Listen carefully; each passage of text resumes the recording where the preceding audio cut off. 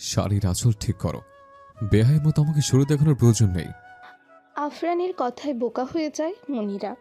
জর্জেটে শাড়ি পরেছে সে, কিন্তু পিন না দেওয়ার কারণে কখন যে আঁচলটা খানিকটা বুক থেকে সরে গিয়েছিল বুঝতেই পারেনি। তাই বলে আফরান এভাবে বলবে? সে তো আর পরপুরুষ নয়, তার স্বামী। ভালো করে বললেই হয়। অবশ্য ভালো ব্যবহার তার কাছ থেকে আশা করাও ঠিক হবে না এখন, কেননা অন্য 4-5টা বিয়ের মতো তাদের বিয়েটা স্বাভাবিক নয়। মনিরা গ্রামের মেয়ে, মা বাবার খুব বাধ্য মেয়ে। এইচএসসি পরীক্ষার পরই বাবা তার বিয়ে ঠিক করে। তার বাবার মতে গ্রামের মেয়েদের এত পড়াশোনা করে লাভ নেই। তার সাথে যে ছেলের বিয়ে ঠিক হয় তার নাম আনাস। ছেলেটি দুবাই কাজ করে, বিয়ে করতে দেশে এসেছে। মুনিরাকে একবার দেখে তার ভালো লাগে। মুনিরারও ছেলেটিকে পছন্দ হয়। দুই পরিবারের সম্মতিতে তাদের বিয়েও ঠিক হয়। কিন্তু বিয়ের দিন এমন একটা পরিস্থিতির সম্মুখীন হবে সে জানতো না। বিয়ের আসরে আসার পথেই মুনিরার হবু বর মারা যায়। তাদের গাড়িটি একটি ট্রাকের সাথে ধাক্কা লাগে। হবু বরের মৃত্যুর জন্য দায়ী করা হয় মুনিরাকে। গ্রামের মানুষের মতে মুনিরা অপয়া বলেই আনাসের মৃত্যু হয়, আর তাই মুনিরাকে তাকে আর এই গ্রামে রাখতে চায় না। গ্রামের আর কোনো ছেলের সাথে তার বিয়েটার চেষ্টাও করা যাবে না। ঘরের ভেতর থেকে এসব কথা শুনতে পায় মুনিরা। তার মা বাবার সাথে গ্রামের মানুষের তর্ক হচ্ছে, শোনা যাচ্ছে আনাস মারা গিয়েছে। এতে কি তার নিজেরও কষ্ট হচ্ছে না? বর না হোক, হবু বর তো ছিল, তার কষ্টটাও কেউ দেখছে না, উল্টো অপবাদ দিচ্ছে। এসব কি তার প্রাপ্য ছিল? ভাবতে ভাবতে তার ঘরের ভেতর কয়েকজন মহিলা ঢুকে পড়ে, হাত ধরে তাকে বাহিরে নিয়ে যায়। এক ধাক্কা দিয়ে মাটিতে ফেলে দিয়ে একজন বলে ওঠে, এই মাইয়ার এখানে কোনো জায়গা নাই। এই মাইয়া গ্রামের পোলা সব খাইয়া ফেলাবো, এখনই এরে বের করো। মনিরার বাবা সবার কাছে মেয়ের সম্মান রক্ষার জন্য আকুতি মিনতি করছিল। গ্রামের চেয়ারম্যান মেম্বার কেউই তাকে সহযোগিতার হাত বাড়ায়নি। আর তখনই আফজল খান এসে মনিরার বাবার হাত ধরে বলেন, তোমার মেয়েকে আমি নিয়ে যাব।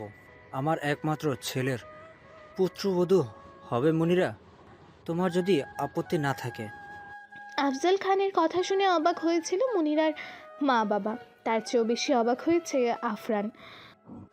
বাবা, তুমি এমন করতে পারো না। আমি এত পড়াশোনা করেছি একটা গ্রামের মেয়েকে বিয়ে করার জন্য।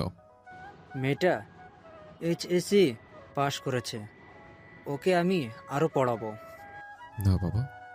কোনো কথা আমি শুনতে চাই না আফরান। মেয়েটা অসহায়, আমার বন্ধুর এমন অবস্থায় আমি ওকে সাহায্য করব না? তাছাড়া মুনিরার বাবা তোমাকে ছোটবেলায় পুকুরে ডুবে যাওয়া থেকে বাঁচিয়েছিল বলেই আজ তুমি তুমি অন্য কিছু করো, ঋণ শোধ করো, কিন্তু আমি এটা করতে পারবো না। তুমি আমার কথার মান রাখবে না আফরান? কথা শেষ না হওয়ার আগেই একটি মহিলা চেঁচিয়ে উঠল, এরা কি এই মেয়েকে নিবে নাকি বের করে দিব এরে?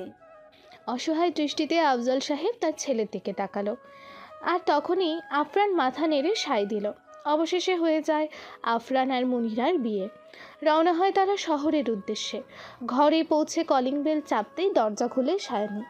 আফরানের পাশে লাল কাতান শাড়ি পরা মেয়ে দেখতেই বুকটা ধক করে ওঠে তার। সাথে সাথেই আফজল সাহেব বলে ওঠে, আফরানের বউ এটা, বিয়ে খেতে গিয়ে বউ নিয়ে এসেছে। হা হা করে হাসছেন। সায়নীর মাথায় কিছুই ঢুকছে না, সে শুধুই আফরানের দিকে তাকিয়ে রয়েছে এক দৃষ্টিতে। আফজাল খান ভেতরে ঢুকতে ঢুকতে বলেন, আফরান, মুনিরাকে তোর ঘরে নিয়ে যা, আর সায়নী তোর খালাম্মার একটা শাড়ি এনে দে মুনিরাকে। আফরান নতুন বউ নিয়ে নিজের ঘরের দিকে যাচ্ছে। কিভাবে কি হলো কিছুই বুঝতে পারছে না সায়নী। সায়নী আফরানের খালাতো বোন। 7 বছর ধরে আফরানদের বাসাতেই থাকে সে, কারণ 7 বছর আগে অ্যাক্সিডেন্টে মা বাবা দুজনকেই হারায় সায়নী। সেই দিনটা ছিল তার জীবনে এক ভয়াবহ দিন। সায়নীর পরিবার আফরানদের বাসায় বেড়াতে এসেছিল। তখন আফরানের মা ছিল 8 মাসের প্রেগনেন্ট। রাতের খাবার খেয়ে সবাই বসে আড্ডা দিচ্ছিল। সেই সময় হঠাৎ পেট ব্যথা করে ওঠে আফরানের মায়ের। সায়নীর মা বুঝতে পারে তার পেইন হচ্ছে।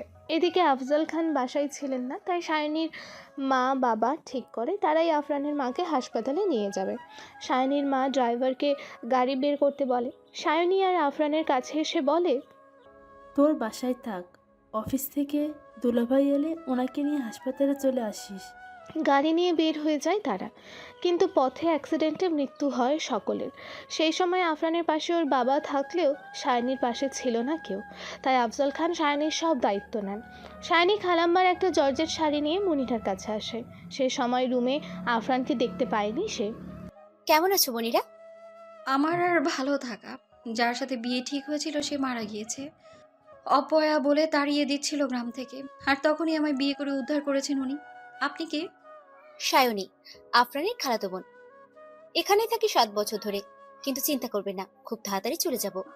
সায়নী নিজের রুমের দিকে রওনা হয়। এদিকে আফরান নিজের ফোনটি নিতে রুমে আসতেই তাকে শাড়ি পরে দাঁড়িয়ে রয়েছে মনিরা, কিন্তু আঁচলটা ঠিক নেই। এমন দৃশ্য দেখে মাথাটা ঠিক রাখতে পারেনি সে। শুনিয়ে দেয় কয়েকটা কথা মনিরাকে। বারান্দায় দাঁড়িয়ে গুনগুন করে গান গাইছে সায়নী। পেছন থেকে কেউ তাকে জড়িয়ে ধরে। এই স্পর্শ তার অচেনা নয়। সায়নী, আফরানের ডাকে ঘোর কাটে সায়নীর। তার কাছ থেকে নিজেকে সরিয়ে একটু দূরে গিয়ে বলে, নতুন বউ ফেলে তুমি এখানে কেন? তোমায় কিছু বলার আছে আমার। শুনতে চাই না কিছু আমি। বলতে না পারলে আমি যে শান্ত হতে পারবো না।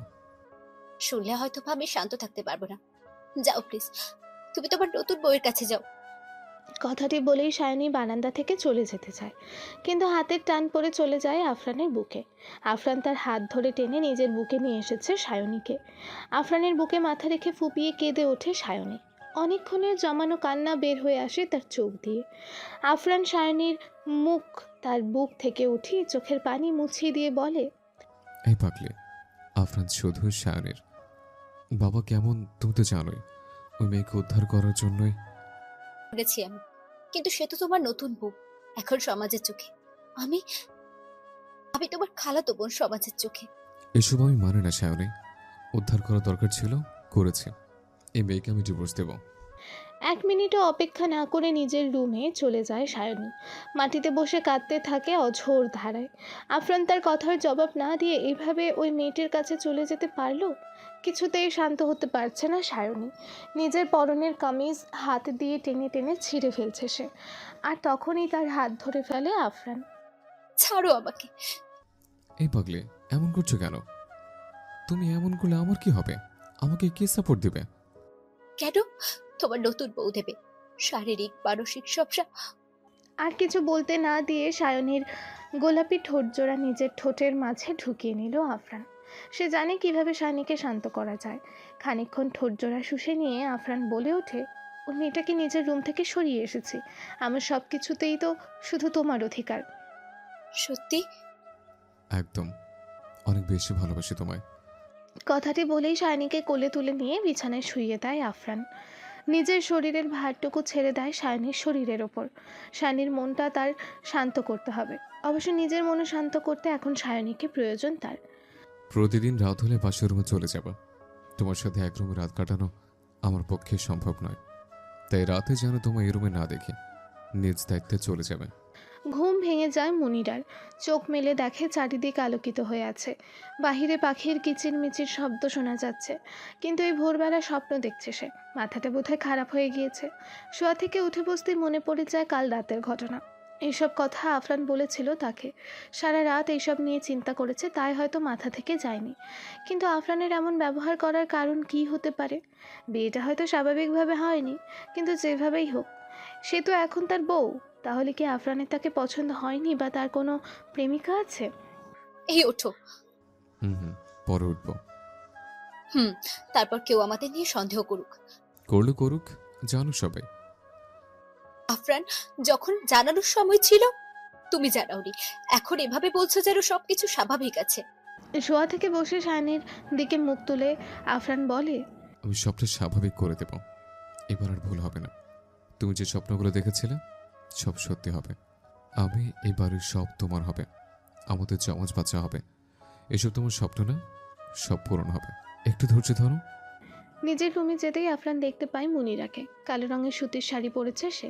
কানে ছোট ঝুমকা, চুলগুলো খোপা করা, মাথায় শাড়ির আঁচল দিয়ে কাপড় দেওয়া, সব মিলিয়ে বেশ লাগছে তাকে। বাহ, সুন্দর। আফরান তার প্রশংসা করেছে। এমন কিছু হবে ভাবতে পারেনি মুনিরা। যদি জানতো আফরানের ভালো লাগবে, তাহলে চোখে একটু কাজল, ঠোঁটে হালকা লিপস্টিক দিয়ে সেজে থাকতো সে। মুখে হাসি নিয়ে আফরানের উদ্দেশ্যে বলে, ধন্যবাদ। সবসময় এরকম ভদ্রভাবে চলাফেরা করবা। কালকের মতো বেহায়াপনা যেন আর না দেখি। কথাটি বলে ড্রয়ার থেকে কাপড় বের করে ওয়াশরুমে চলে যায় আফরান। একটু আগেই যেই মুখে হাসি ফুটছিল, একরাশ চিন্তায় মুনিরের হাসি গায়েব হয়ে যায়। মনে যা আশা জমেছিল তা মিথ্যে হয়ে যায়। শারীরিক সুখেই কি শান্তি পাওয়া যায়, যেখানে মানসিক সুখটা নেই? শাওয়ারটা ছেড়ে দিয়ে পানির নিচে বসে আছে সায়নী। আফরান শুধু, তার এতে কোনো সন্দেহ নেই। তবে সকলের চোখে যে বিবাহিত বউ, তার কাছ থেকে আফরানকে সরানো কি সহজ হবে? কিন্তু আফরানের সাথে তার নিজের সম্পর্কটা অনেকটাই এগিয়ে গিয়েছে। সে কি করে মানবে মাঝপথে এসে আফরান থেকে দূরে সরে যেতে হবে? না, সে পারবে না, কিছুতেই না। গোসল সেরে ওয়াশরুম থেকে বের হয়ে আসে আফরান। মুনিরা তারই অপেক্ষা করছিল। তার জানতেই হবে আফরানের সমস্যা কী। কোনো কারণ নিশ্চয়ই আছে, সেটা জানতে চাই আমি। আমাকে পছন্দ হয়নি নাকি প্রেমিকা আছে? ভালোবাসা আছে আমার, তাই তোমাকে পছন্দ করার কথা আমি ভাবতেই পারি না। সে সময় মাথা কাজ করেনি। আমি কি করব কিছু মাথায় আসেনি। ভুল হয়েছে তোমাকে বিয়ে করে। প্লিজ দূরত্ব বজায় রাখবে আমার থেকে। খুব তাড়াতাড়ি তোমাকে ডিভোর্স দেবো আমি। কথাগুলো বলেই আফরান চলে যায়। মুনিরা দাঁড়িয়ে থাকে আগের জায়গাতেই। তার জীবনটা এতটা এলোমেলো কেন? সুখ কি তাকে ধরা দিবে না? মনিরা, নাস্তা করতে এসো। সায়নীর ডাকে ঘোর কাটে মনিরার। সায়নীর দিকে তাকাতেই দেখে চুল বেয়ে পানি পড়ছে তার। আপু সকালে গোসল করলেন যে? অভ্যাস আমার। চলো তুমি, নাস্তা করবে। চুল ভালোভাবে মুছে নিয়েন, নইলে ঠান্ডা লেগে যাবে। মনিরাকে নিয়ে সায়নী ডাইনিং টেবিলের দিকে এগোয় আর মনে মনে বলে, অভ্যাস এটা আমার। এই অভ্যাসটা যে আফরানি করেছে। রাত 9টা। আফরানের রুমটা সাজানো হচ্ছে। আফজল খানের কথা মতো বাসরঘর সাজানো হচ্ছে। আফজল খান সন্ধ্যায় ছোটোখাটো অনুষ্ঠানের আয়োজন করে নতুন পুত্রবধূর জন্য। শাইনিকে দায়িত্ব দেওয়া হয় মুনিরাকে সাজানোর।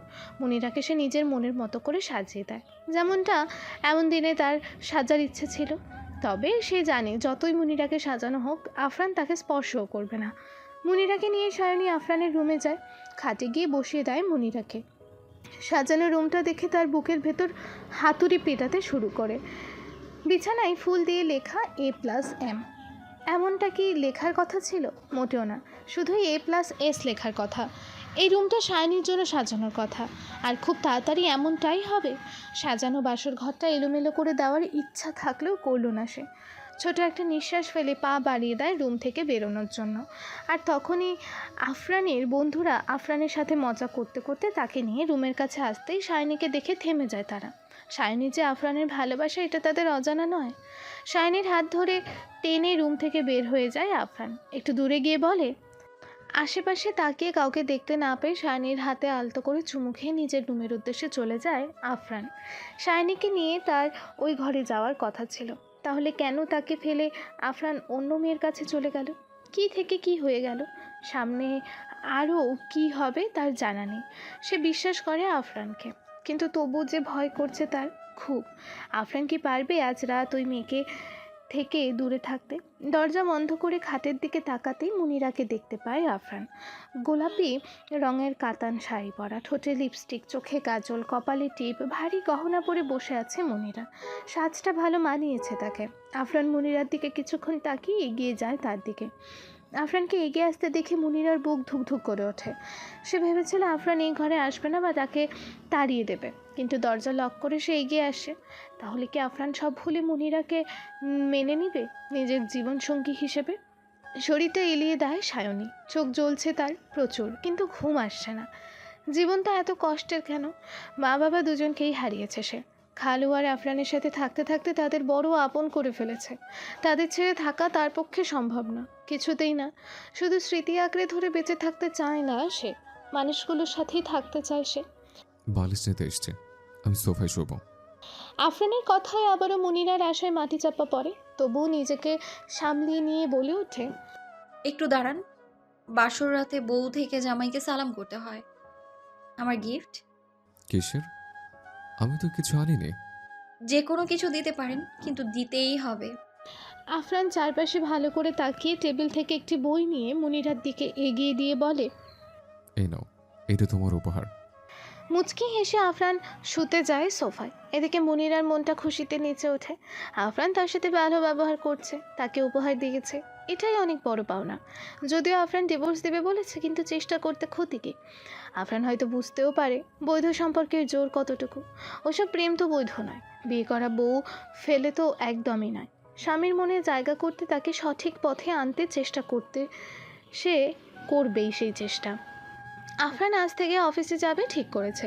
বাসায় তার ভালো লাগছে না কিছু। শাইনি মুনিরা দুজনের সামনে পড়লে নিজেকে তার অপরাধী মনে হয়।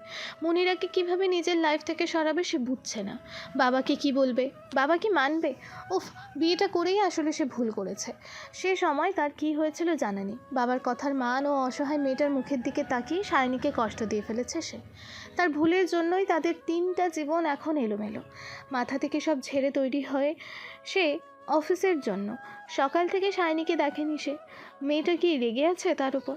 নিজের রুম থেকে বেরিয়ে এগিয়ে যায় শাইনির রুমের দিকে। শাওনি, দরজা খোলো। দরজা খুলে বের হয়ে আসে মুনিরা। আপনি কিছু লাগবে? শাওনি কই? আপু তো ওয়াশরুমে, আমায় বলতে পারেন কি লাগবে? কিছু না। শাওনিকে বলিও আমি অফিস যাচ্ছি। শাইনির রুমে মুনিরাকে দেখেই মাথাটা খারাপ হয়ে যায় আফরানের। তাই সে হনহন করে বেরিয়ে পড়ে অফিসের উদ্দেশ্যে। কে এসেছিল মনিরা? উনি আপনার আফরান ভাই আপনাকে বলতে বলেছেন উনি অফিসে যাচ্ছেন। আফরান ভাই? মুনিরার ওপর প্রচণ্ড মেজাজ খারাপ হলেও শাইনি স্বাভাবিক থাকার চেষ্টা করে। এমনিতেই পাবেলের সাথে বের হতে তার ভালো লাগছে না, আবার খালুর কথা অমান্য করা যাবে না। সব মিলিয়ে নিজের উপর রাগ হচ্ছে শাইনির। বিয়ের 3 দিনের মাথায় অফিসে কেন যেতে হলো আফরানকে? আসলেই অফিসে গিয়েছে নাকি তার প্রেমিকার কাছে?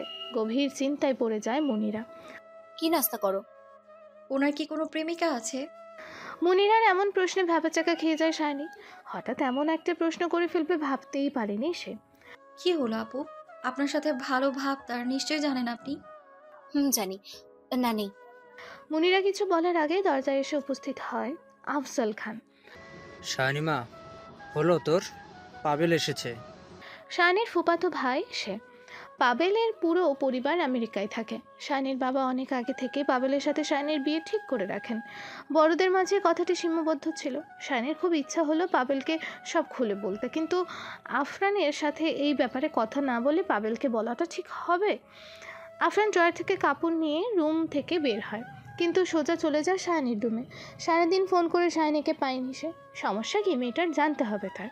কিন্তু রুমে গিয়েও শাইনিকে পায়নি। শাইনির ফোনটা টেবিলে দেখতে পায়। পুরো ঘর তন্ন তন্ন করে খুঁজে শাইনিকে না পেয়ে সে চলে যায় মুনিরার কাছে। শাওনি কোথায়? আপু তো পাবেল ভাইয়ার সাথে বাইরে গিয়েছেন, ওনার বাসায়ও যাবেন শুনেছি। পাবেল? ও কখন এসছে? আর শাওনি ওর সাথে বাইরে কখন গিয়েছে? আপনি অফিসে যাওয়ার পরেই। ওই যে তখন আপনি এসেছিলেন না আপুর রুমে, আপু তখন বের হওয়ার জন্যই তৈরি হচ্ছিলেন। তুমি আমাকে তখন কেন বলনি শাওনি বাইরে যাবে পাবেলের সাথে? নিজের রাগ সংযত করে কিছু না বলে রুম থেকে বের হয়ে যায় সে। ফুপিদের সাথে সারাদিন কাটানোর পর শাইনি ফিরে আসে আফজল খানের বাসায়। ফুপি তাকে থাকতে বলেছিল কিন্তু সে থাকেনি। পাবেল তাকে গাড়ি থেকে নামিয়ে দিয়ে চলে যায়। শাইনি কলিং বেল চাপতেই দরজা খুলে দেয় আফরান। আফরানের চোখ দুটো লাল হয়ে আছে, রাগান্বিত দৃষ্টিতে তাকিয়ে আছে তার দিকে। ভেবেছিলাম থেকে যাবে আজ। থেকে যেতে এসছো কেন? শানি কিভাবে পাবেলের সাথে বাহিরে গিয়েছে তাও আবার তাকে না বলে? না, জবাব না পাওয়া অবধি শান্ত থাকা যাচ্ছে না। শাইনি নিজের রুমে গিয়ে দরজা বন্ধ করে ফ্যানটা ছেড়ে দিয়ে বসে পড়ে বিছানার ওপরে।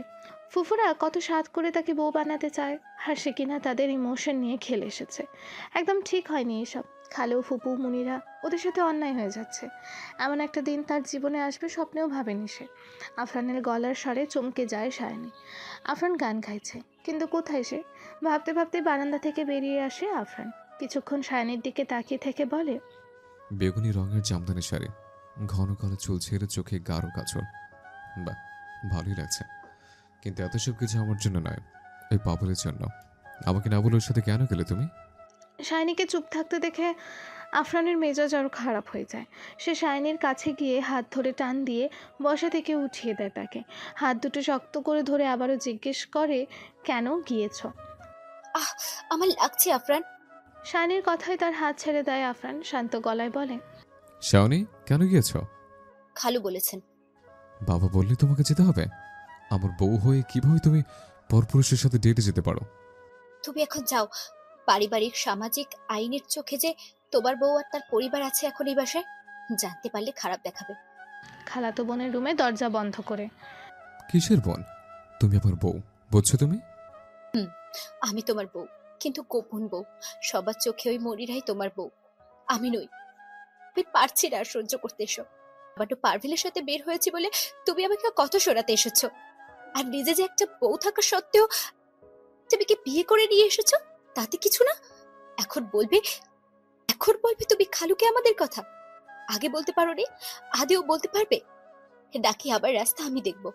শায়নের কথাগুলো শুনে কোনো জবাব না দিয়ে আফরান তার রুমে পায়চারি করতে থাকলো। এক পর্যায়ে দেয়ালের পাশে গিয়ে দেয়ালের উপর নিজের হাত মুষ্টিবদ্ধ করে ঘুষি দিতে লাগলো। শায়নি তার দিকে এগিয়ে গিয়ে তার হাত সরিয়ে নিয়ে বলল, আফরান ছাড়ো, কি করছো কি তুমি? সব দোষ আমার, আমি মানছি। আমি সঠিক সময় পাইনি সায়নী। সব ঠিক করে দেব, বিশ্বাস করো। প্লিজ, তুমি আমাকে ছেড়ে যেও না। এখনই বাবাকে বলবো আমাদের বিয়ের কথা। আর আজীবনের জন্য শুধু তোমাকেই চাই। আফরান কেঁদে কেঁদে কথাগুলো বলছিল। খালার মৃত্যুর পরই প্রথম সে আফরানকে কাঁদতে দেখে। তার কান্না দেখে শায়নির বুক চিনচিন ব্যথা করে ওঠে। তাকে নিয়ে খাটে গিয়ে বসে সায়নী। আফরানের মাথা নিজের বুকের মাঝে লুকিয়ে বলে, হে পাগল, কেঁদো না। আমি শুধু খালুর কথা রাখার জন্য ওখানে গিয়েছিলাম। তাছাড়া আমাকে খালু সকালেই বলেছেন পাভেল এসেছে, তার সাথে বাইরে যেতে হবে আমায়। তোমাকে বললে ঝামেলা করতে তুমি, তাই বলিনি। আর ফোনটাও ইচ্ছে করে করিনি। তবে আমার বোনটা খারাপ ছিল। মনিরা বলেছে আমাকে, আমার আরফান ভাই নাকি আমাকে বলেছে যেতে, সে অফিসে যাচ্ছে। শায়নির বুক থেকে মাথা তুলে আফরান নিজের চোখ মুছে হেসে বলে, আফরান ভাই? উফ, হেসো না। এটা শুনে মাথা ঠিক ছিল না আমার। আসলে সবার চোখে আমরা ভাই বোন। 1 বছর আগে আফরান যখন সুইডেন থেকে দেশে ফেরে তখন রাত 2টা। সায়নীর দরজায় কড়া নাড়ে আফরান। একবার কড়া নাড়তে দরজা খুলে দেয় সায়নী। তার চোখেও ঘুম ছিল না, যেন সে আফরানের জন্যই অপেক্ষা করছিল। তুমি এত রাতে আফরান ভাইয়া? আফরান দরজা ঠেলে ভেতরে ঢোকে, দরজাটা বন্ধ করতে বলে। ভাইয়া, আমি তোমার ভাইয়া। আফরান বিছানায় বসতে বসতে বলে, আজ আমাদের বাসুরাত হওয়ার কথা না? খানিকটা লজ্জা পেয়ে যায় সায়নী। আফরান তার দিকে তাকিয়ে দেখে লজ্জায় মুখটা লাল বর্ণ ধারণ করেছে।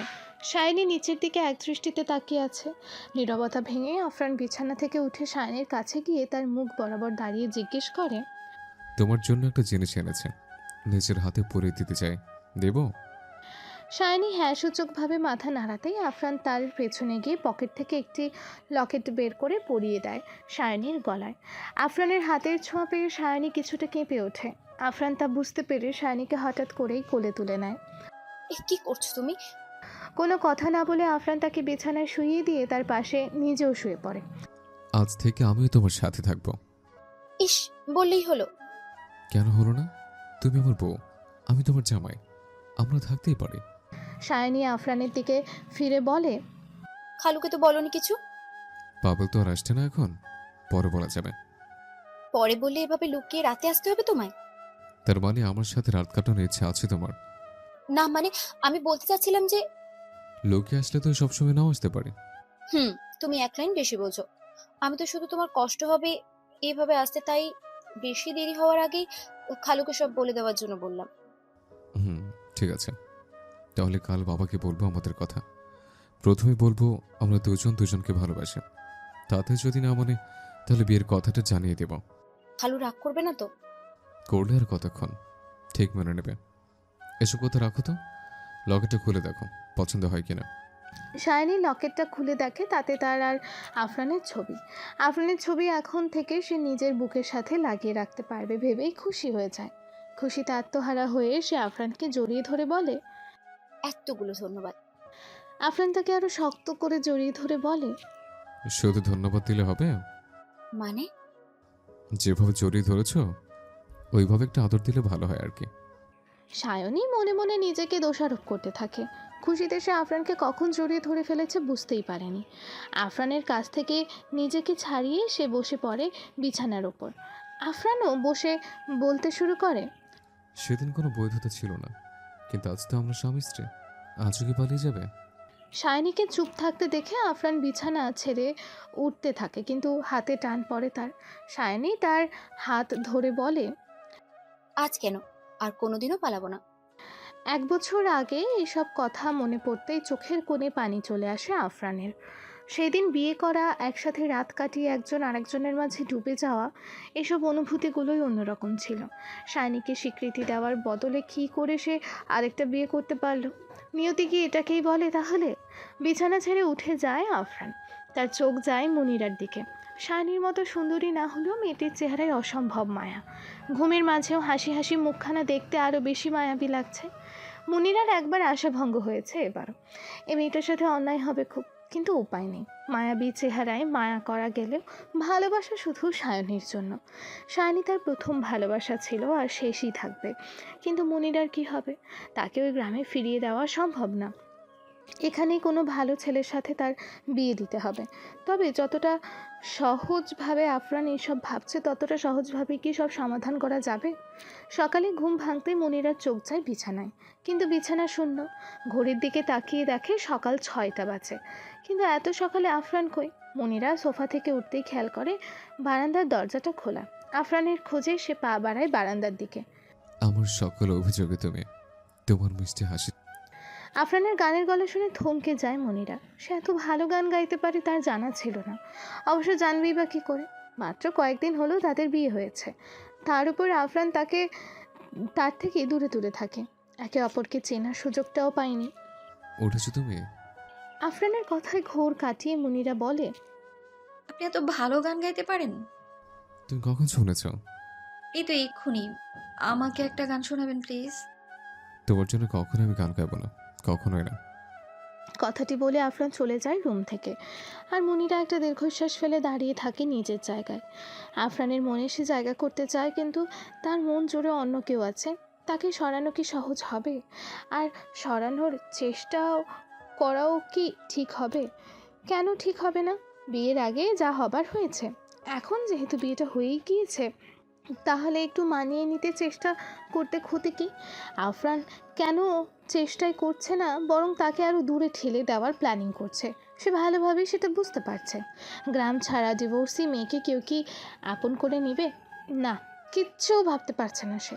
রাগে ক্ষোভে দুই চোখ দিয়ে তার টপ টপ করে পানি পড়তে থাকে। সকাল 9টা। আফরান অফিসের জন্য তৈরি হয়ে রুম থেকে বের হতেই হাসির মা এসে তার সামনে দাঁড়িয়ে বলে, আব্বাজান, তোমার আব্বা ডাকে এক্ষুনি। ডাইনিং রুমে যেতেই আফরান দেখতে পায় সেখানে বাসার সকলেই উপস্থিত রয়েছে। বাবা, ডেকেছো আমায়?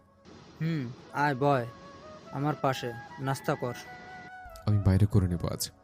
সায়নী গরম গরম পরোটা বানিয়েছে, গরুর মাংসের ঝোল দিয়ে, খেতেই অসাধারণ লাগছে। আফরান চেয়ার টেনে বাবার পাশে বসতে বসতে বলে, তাহলে তো খেতে হবে। শায়নি, দাও, আমাকে দাও। শাইনি একটি বাটি নিয়ে আফরানের সামনে দিয়ে তাতে মাংসের ঝোল দিতে থাকে চামচ কেটে।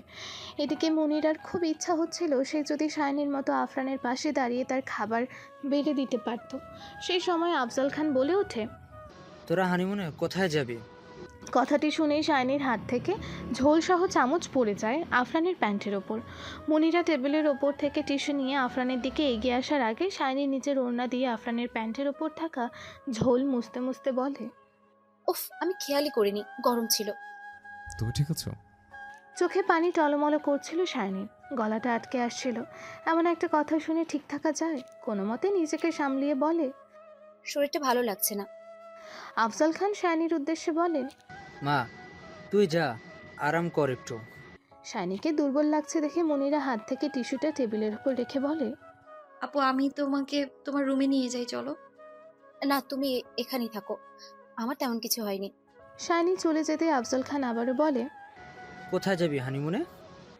মনিরা জানে আফরান তার সাথে যাবে না, কিন্তু এটা তার বাবাদের সামনে বললে তারা যে অনেক কষ্ট পাবে।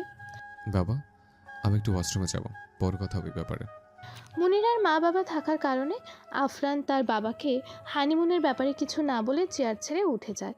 এদিকে মুনিরার মায়ের কাছে পুরো বিষয়টা খটকা লাগে। তার মেয়ে চোখে কি কিছু দেখে না? সায়নী আর আফরান দুজনকে নিয়েই তার সন্দেহ হচ্ছে। না, পুরো বিষয়টা তার জানতেই হবে, না হলে মুনিরাকে নিয়ে চিন্তা থেকেই যাবে। মেয়েটা এমনিতেই অনেক আঘাত সহ্য করেছে।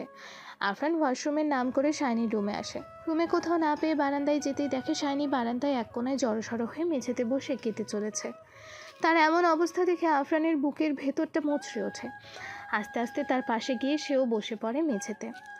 আমাকে গিয়েছে নাকি যাবো বলেছে? এত কান্নাকাটি কি আছে শুনে?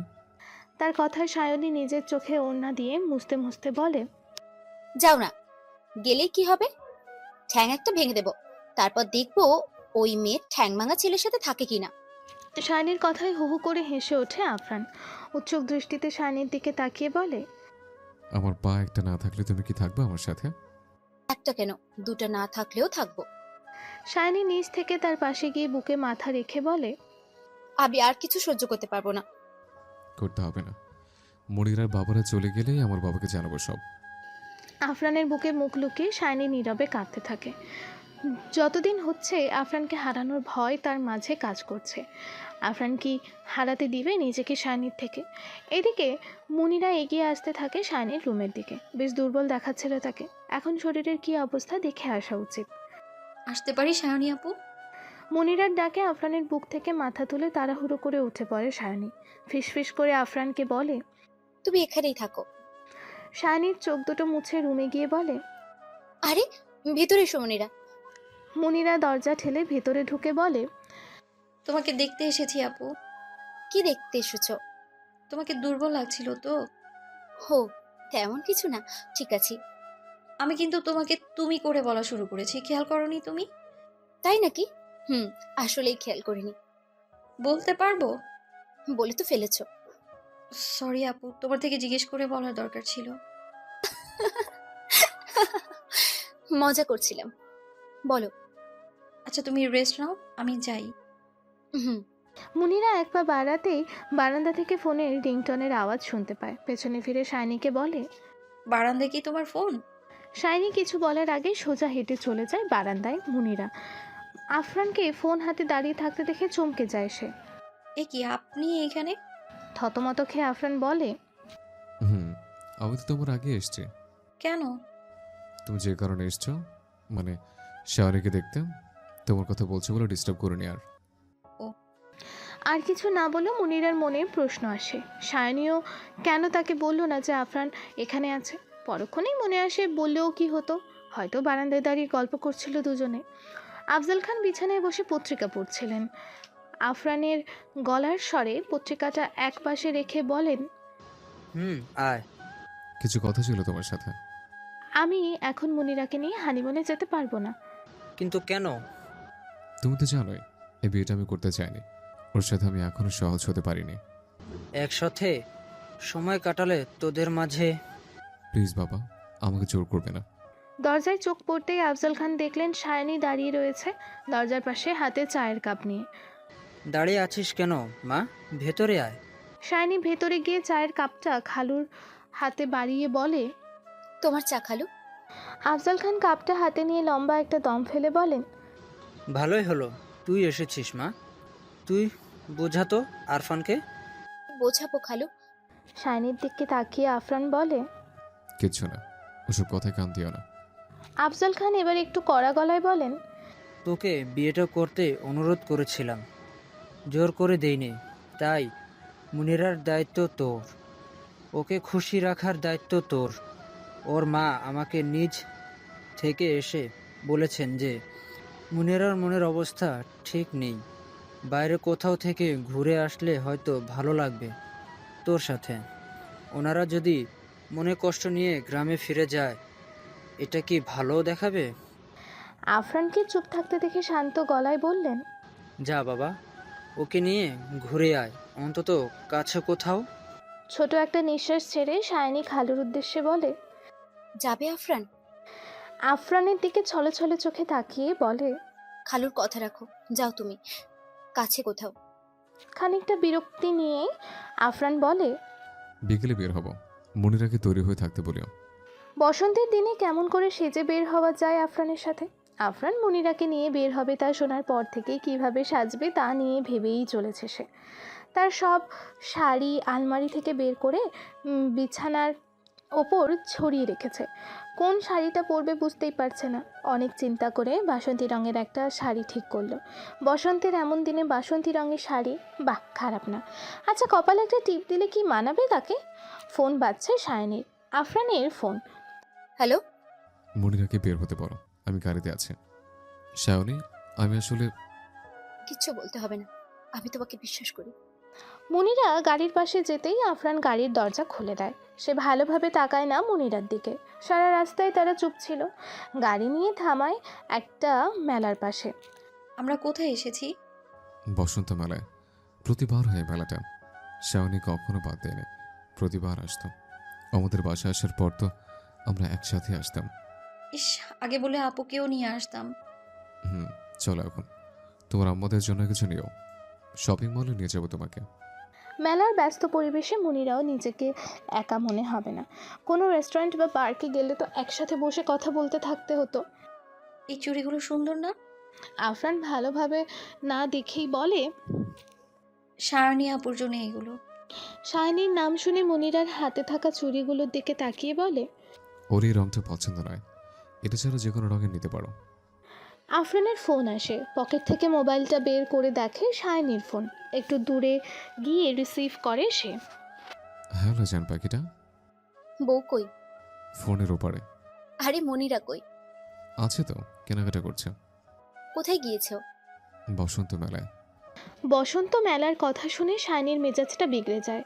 যে দুজন মানুষের জন্য তার জীবনের রং হারিয়ে গিয়েছে তারাই নাকি বসন্ত মেলায় গিয়ে রং তামাশা করছে। প্রতিবার শায়নি যায় এই মেলায় আফরানের সাথে। এই মেয়ে ওর জায়গাটা এভাবে আস্তে আস্তে দখল করে ফেলবে। কি হলো শাওনি, চুপ কেন? তোমার সাথে সবসময় আমি বসন্তের মেলায় যেতাম, হোক সেটা খালাতো বোন হিসেবে। গত বছরে তুমি ছিলে বলে আমি যাইনি, কিন্তু ওই মেয়েকে নিয়ে। শাওনি, আমি তো শুধু তুমি যা করো তা শুধুই শুধু। কথা তো শোনো। এক্ষুনি বাসায় এসো, কিচ্ছু শুনতে চাই না আমি। ফোনের লাইন কেটে দেয় শায়নি। আফরান পকেটে মোবাইল ঢুকিয়ে পেছনে তাকাতেই দেখে মনিরা নেই। কই গেল এই মেয়েটা? চারিদিকে ভালোভাবে চোখ পড়তে দেখে ছোট ছোট বাচ্চাদের সাথে দাঁড়িয়ে আইসক্রিম খেয়ে গল্প করছে সে। বেশ হাসি খুশি দেখাচ্ছে তাকে। বাসন্তী রঙের শাড়ি, হাতে রেশমি চুড়ি, খোপা করা চুল, কপালে একটা টিপ। মনে হচ্ছে বসন্ত শুধু মনিরার জন্যই এসেছে। কিছুক্ষণ তাকিয়ে চোখ নামিয়ে ফেলে আফরান। মানুষ দ্বিতীয়বারও প্রেমে পড়ে, তবে তার বেলায় সে এটা হতে দিতে পারে না। কিন্তু এই মেয়েটার জন্য তার এত মায়া কেন কাজ করছে হঠাৎ করে? নিষ্পাপ মুখখানি দেখে হয়তো সায়নীর কথা মনে হতেই মনিরার পাশে গিয়ে আফরান বলে। চলো বাড়ি ফিরতে হবে। বাড়ি ফিরে আফরান খুঁজতে থাকে সায়নীকে, কিন্তু সায়নীকে তার ধরাই দিচ্ছে না। আফরান জানে কাছে থাকলে রাগ করে থাকতে পারবে না সায়নী, দূরে থাকলেও রাগ ভাঙানোর কৌশল তার জানা আছে। হাতে থাকা প্যাকেটটা রেখে দেয় বিছানার উপরে। সায়নীর জন্য আগেই এনে রেখেছিল সে উপহার। এসব দেখলে সায়নী কিছুতেই রাগ করে থাকতে পারবে না। একটু পরে সায়নী নিজের রুমে গিয়ে বিছানার ওপর প্যাকেট দেখতে পায়। প্যাকেটটি খোলে সে। একটা লাল সিল্কের শাড়ি, একজোড়া লাল পাথরের চুড়ি আর একটি কার্ড, যাতে লেখা কাল সকাল 8টায় তোমার জন্য সমুদ্রের পাড়ে অপেক্ষা করব। আমি জানি তুমি আসবে। সায়নী কার্ডটা দূরে ফেলে দিয়ে বলতে থাকে। আমি যাবো না, কিচ্ছুতেই না। রুমে পা রাখতেই মুনিরা দেখতে পায় আফরান বিছানা আর সোফার ঠিক মাঝখানটায় দাঁড়িয়ে আছে। আপনি না শুয়ে দাঁড়িয়ে আছেন কেন? তুমি কোথায় শোবে, সোফায় নাকি বিছানায়? মুনিরা দরজা বন্ধ করতে করতে বলে। বাহ, আমার ইচ্ছা জানার জন্য অপেক্ষা করছেন? কালকের মতো বিছানা ছেড়ে দিব ভেবে? তার কথায় খানিকটা চমকে যায় আফরান। এই মেয়ের আবার কি হলো? মুনিরা বিছানার দিকে এগিয়ে গিয়ে একপাশে বসতে বসতে বলে। আজ আমি বিছানায়ই থাকবো, তবে আপনি চাইলেও থাকতে পারেন, আমার কোনো অসুবিধা নেই। আফরান কিছু না বলে লাইট অফ করে বালিশ নিয়ে চলে যায় সোফায়। মুনিরা ছোট একটা নিঃশ্বাস ফেলে শুয়ে পড়ে বিছানায়। রাত 2টা। কারো কান্নার শব্দে আফরানের ঘুম ভেঙে যায়। ডিম লাইটের আলোয় দেখা যাচ্ছে মুনিরা বসে আছে। তাহলে কি সে কেঁদেছে? কিন্তু কেন? আফরান সোফা থেকে উঠে রুমের লাইট জ্বালিয়ে এগিয়ে যায় মুনিরার দিকে। মুনিরা শাড়ির আঁচল দিয়ে মুখ চেপে কান্নার শব্দ না হওয়ার বৃথা চেষ্টা করছে। আফরান তার পাশে বসে কিছুক্ষণ চুপ থেকে বলে। এত রাতে এসবের মানে কি? কথা কেন বলছো না? আকস্মিকভাবে মুনিরা আফরানকে জড়িয়ে ধরে। মুখটা তার বুকের মাঝে লুকিয়ে অনবরত কাঁদতে থাকে। তার কান্নায় আফরানের পরনের শার্টটা ভিজে যাচ্ছে। তার চোখের পানি আফরানকে দুর্বল করে দিয়েছে। তাই সে মুনিরের মাথায় হাত বুলিয়ে দিয়ে জিজ্ঞেস করে। কি হয়েছে জানতে পারি? কান্না জড়িত কণ্ঠে মুনিরা বলে। আমাকে সবাই জুতার মালা পরিয়ে পুরো গ্রাম ঘোরাচ্ছে। আফরান বুঝতে পারে মনিরা স্বপ্ন দেখেছে। নিজেকে মনিরার থেকে ছাড়িয়ে বিছানায় থেকে উঠে পাশে থাকা ছোট টেবিলটার কাছে গিয়ে গ্লাসে পানি ঢেলে দেয় সে। মনিরার কাছে এসে গ্লাসটা এগিয়ে দিয়ে বলে, এই নাও পানি খাও, ভালো লাগবে। সকাল 6টা। শাইনির ফোনে মেসেজ আসে। শার্টটা একটা লাল গাড়ি থাকবে বাসার সামনে, লাল শাড়ি পরে লাল গাড়ি করে চলে এসো, অপেক্ষায় থাকবো। শাইনি তার ফোনটা বন্ধ করে দেয়। ঠিক করে না, সে আজ কিছুতেই যাবে না। আফরানকে একটা শাস্তি দিতেই হবে। সকাল সকাল সমুদ্র দেখার মাঝেও আলাদা একটা ভালো লাগা কাজ করে। আরও ভালো লাগে যদি প্রিয় মানুষটির সাথে থাকে। আফরানের ভালো লাগাটা দ্বিগুণ করতে শাইনি কি আসবে? অনেক চেষ্টা করেও আজ না এসে পারেনি শাইনি। আফরান তার সমস্ত মন জুড়ে রয়েছে, কি করে তাকে কষ্ট দিবে সে, তাও আজকের মতো বিশেষ দিনে। আফরান, পেছনে ফিরতে শাইনিকে দেখতে পায় আফরান। তার দেওয়া লাল শাড়ি পরে এসেছে সে। খানিকক্ষণ তাকে দেখে কাছে গিয়ে আফরান বলে, লাল বর্ণের চোখও লাল কেন? কেন হতে পারে? কষ্ট পেয়েছ? আমি তোমার জায়গাটা কাউকে দেব না। আফরান, আমি আর পারছি না। কখন যাবে মনিরার বাবারা? যাওয়ার নাম ঠিকানা নেই কোনো তাদের। ওনারা যাওয়ার আগে মনে হচ্ছে ওই মনিরা তোমাকে কবুল বলে ফেলবে। মনে হয় পারবে? না পারার কি আছে? আমি তো পুরনো হয়ে গিয়েছি। একটা থাপ্পড় দিব ধরে। শুধু থাপ্পড় কেন, মেরেই ফেলো, তুমি আমাকে মেরেই ফেলো। শেষের কথাটা প্রায় চিৎকার করে বলে সায়নী মাটিতে বসে পড়ে। এই অবস্থায় সায়নীকে দেখে আফরানের চোখেও পানি চলে আসে। কেন সে সেই দিন গ্রামে গিয়েছিল? কেনই বা মনিরাকে বিয়ে করেছিল? ছেড়ে দিবে ভেবে কই পারছে কই সেটা? সকলের চোখে বৈধ বউকে ছাড়া এতটা সহজ নয় তার জানা ছিল না। কিভাবে কি হয়ে গেল? এইসবের মাঝে যদি সায়নী তাকে ছেড়ে দেয়। হাঁটু গেড়ে আফরানও মাটিতে বসে পড়ে সায়নীর পাশে। সায়নীকে বুকে জড়িয়ে বলে, শুভ ভালোবাসা দিবস। তবে আমার জন্য তোমাকে ভালোবাসার জন্য বিশেষ কোনো দিনের কিন্তু প্রতিদিন তো স্পেশাল কিছু করার সুযোগ হয় না। তাই একটা দিবস উপলক্ষে আজকের দিনে না হয় একসাথে আমরা সময় কাটিয়ে স্পেশাল কিছু করলাম। শুভ বিবাহ বার্ষিকী। মনে আছে তোমার? আজকের দিনটাকে ভুলে যাওয়া সম্ভব? আগামীবার থেকে সকলের সামনে সকলের সাথে উদযাপন করব। সত্যি? একদম। চোখ দুটো মিটিমিটি করে খোলে মনিরা। কালকের রাতটি তার জন্য অনেকটাই স্পেশাল ছিল। আফরান তাকে আশ্বাস দিয়েছে। এর চেয়ে বড় আনন্দের আর কি হতে পারে? বিছানা ছেড়ে উঠতেই চোখ যায় তার সোফার দিকে। আফরানকে দেখতে পায় না সে। আবারও কি তিনি বারান্দায় আছেন? আজকে একটা গান শুনেই ছাড়বো, আর গানটা আমার জন্যেই হবে। এসব ভেবে মনিরা বারান্দায় যেতেই তার শূন্য দেখতে পায়। আফরানকে না পেয়ে হতাশ হয়ে রুম থেকে বের হয় সে। কেন যেন এক্ষুনি আফরানের সাথে সময় কাটাতে বড্ড ইচ্ছে করছে। হয়তো বাসায় কোথাও আছে ভেবে সারা বাড়ি খোঁজে মনিরা। এত সকালে গেল কই? হঠাৎ মনিরার মাথায় আসে আফরান শাইনির রুমে না তো। দুজনে হয়তো গল্প করছে। তবে তাদের গল্পের আসরে 3জন হলে মন্দ হয় না। আসবো সায়নী আপু? কয়েকবার ডেকে সাড়া না পেয়ে সামান্য দরজাটা ফাঁক করে মনিরা। ইদানিং শাইনিকে দুর্বল লাগে। ঠিক আছে তো সে?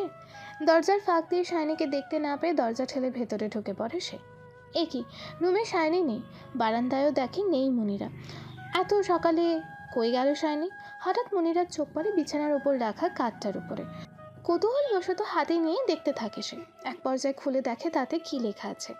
কাল সকাল 8টায় তোমাদের জন্য সমুদ্রের পাড়ে অপেক্ষা করব। আমি জানি তুমি আসবে। এরকম কার্ড সায়নীকে কে দিতে পারে? পাবেল ছাড়া কেউ না। তাহলে পাবেলের সাথেই আছে সায়নী। ইস, কি রোমান্টিক ওরা। ভালোবাসা দিবসের দিন একসাথে আছে সমুদ্রের পাড়ে, আর আমার উনি একদমই আনরোমান্টিক। আনরোমান্টিকে একেবারেই ফালতু। এই সকাল সকাল কোথাও হাওয়া হয়ে গিয়েছে। আচ্ছা, ছাদে যায়নি তো? শানির চোখ দুটো রুমাল দিয়ে বন্ধ করে তাকে সমুদ্রের পাশে একটা রেস্টুরেন্টে নিয়ে যায় আফরান। উফ, হচ্ছে তোমার? চোখ খুলে। খুলো। চোখ থেকে কাপড় সরিয়ে শায়নি কিছুক্ষণের জন্য স্তব্ধ হয়ে যায়। ছোটোখাটো একটি অন্য ধরনের রেস্টুরেন্ট। চারপাশে রং বেরঙে বেলুন দিয়ে সাজানো, মাটিতে ছিটানো ফুলের পাপড়ি, মাঝখানে একটি টেবিল, তাতে একটি কেক আর লাল গোলাপের তোড়া রাখা। এসব দেখে শায়নি আনন্দিত হয়ে যায়। অবাক চোখে আফরানের দিকে তাকিয়ে বলে, এসব আমার জন্য? আমার লালবানোর জন্য সামান্য খুশি করার চেষ্টা। আর কেউ দেখছে না যে? আরে ম্যাম, বুকিং করে ফেলেছে। কি বলো? আফরান কিছু বলার আগেই গান বেজে ওঠে। তুমি ম্যাজিকেরও ব্যবস্থা করেছো? এত কিছু, কিন্তু আমি তো কিছুই করিনি, কিছু আনিনি তোমার জন্য।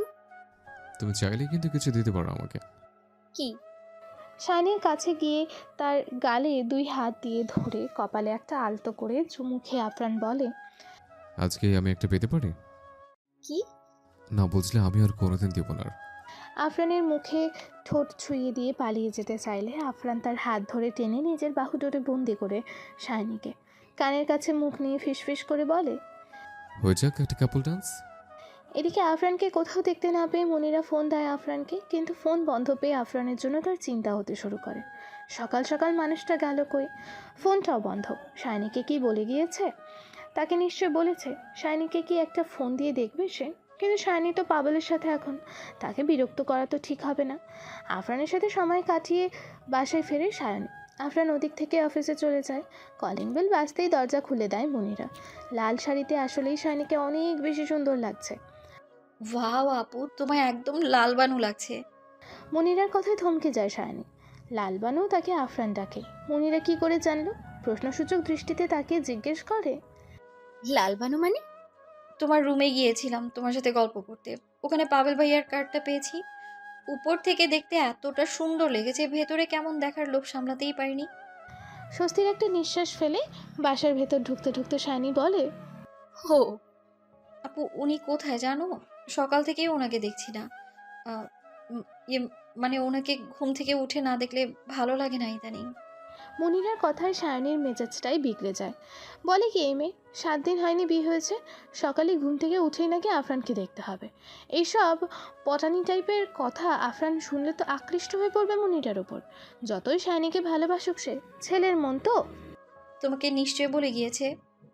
দাঁতে দাঁত চেপে নিজের রাগ সংযত করে শায়নি বলে, তোমাকে বলিনি?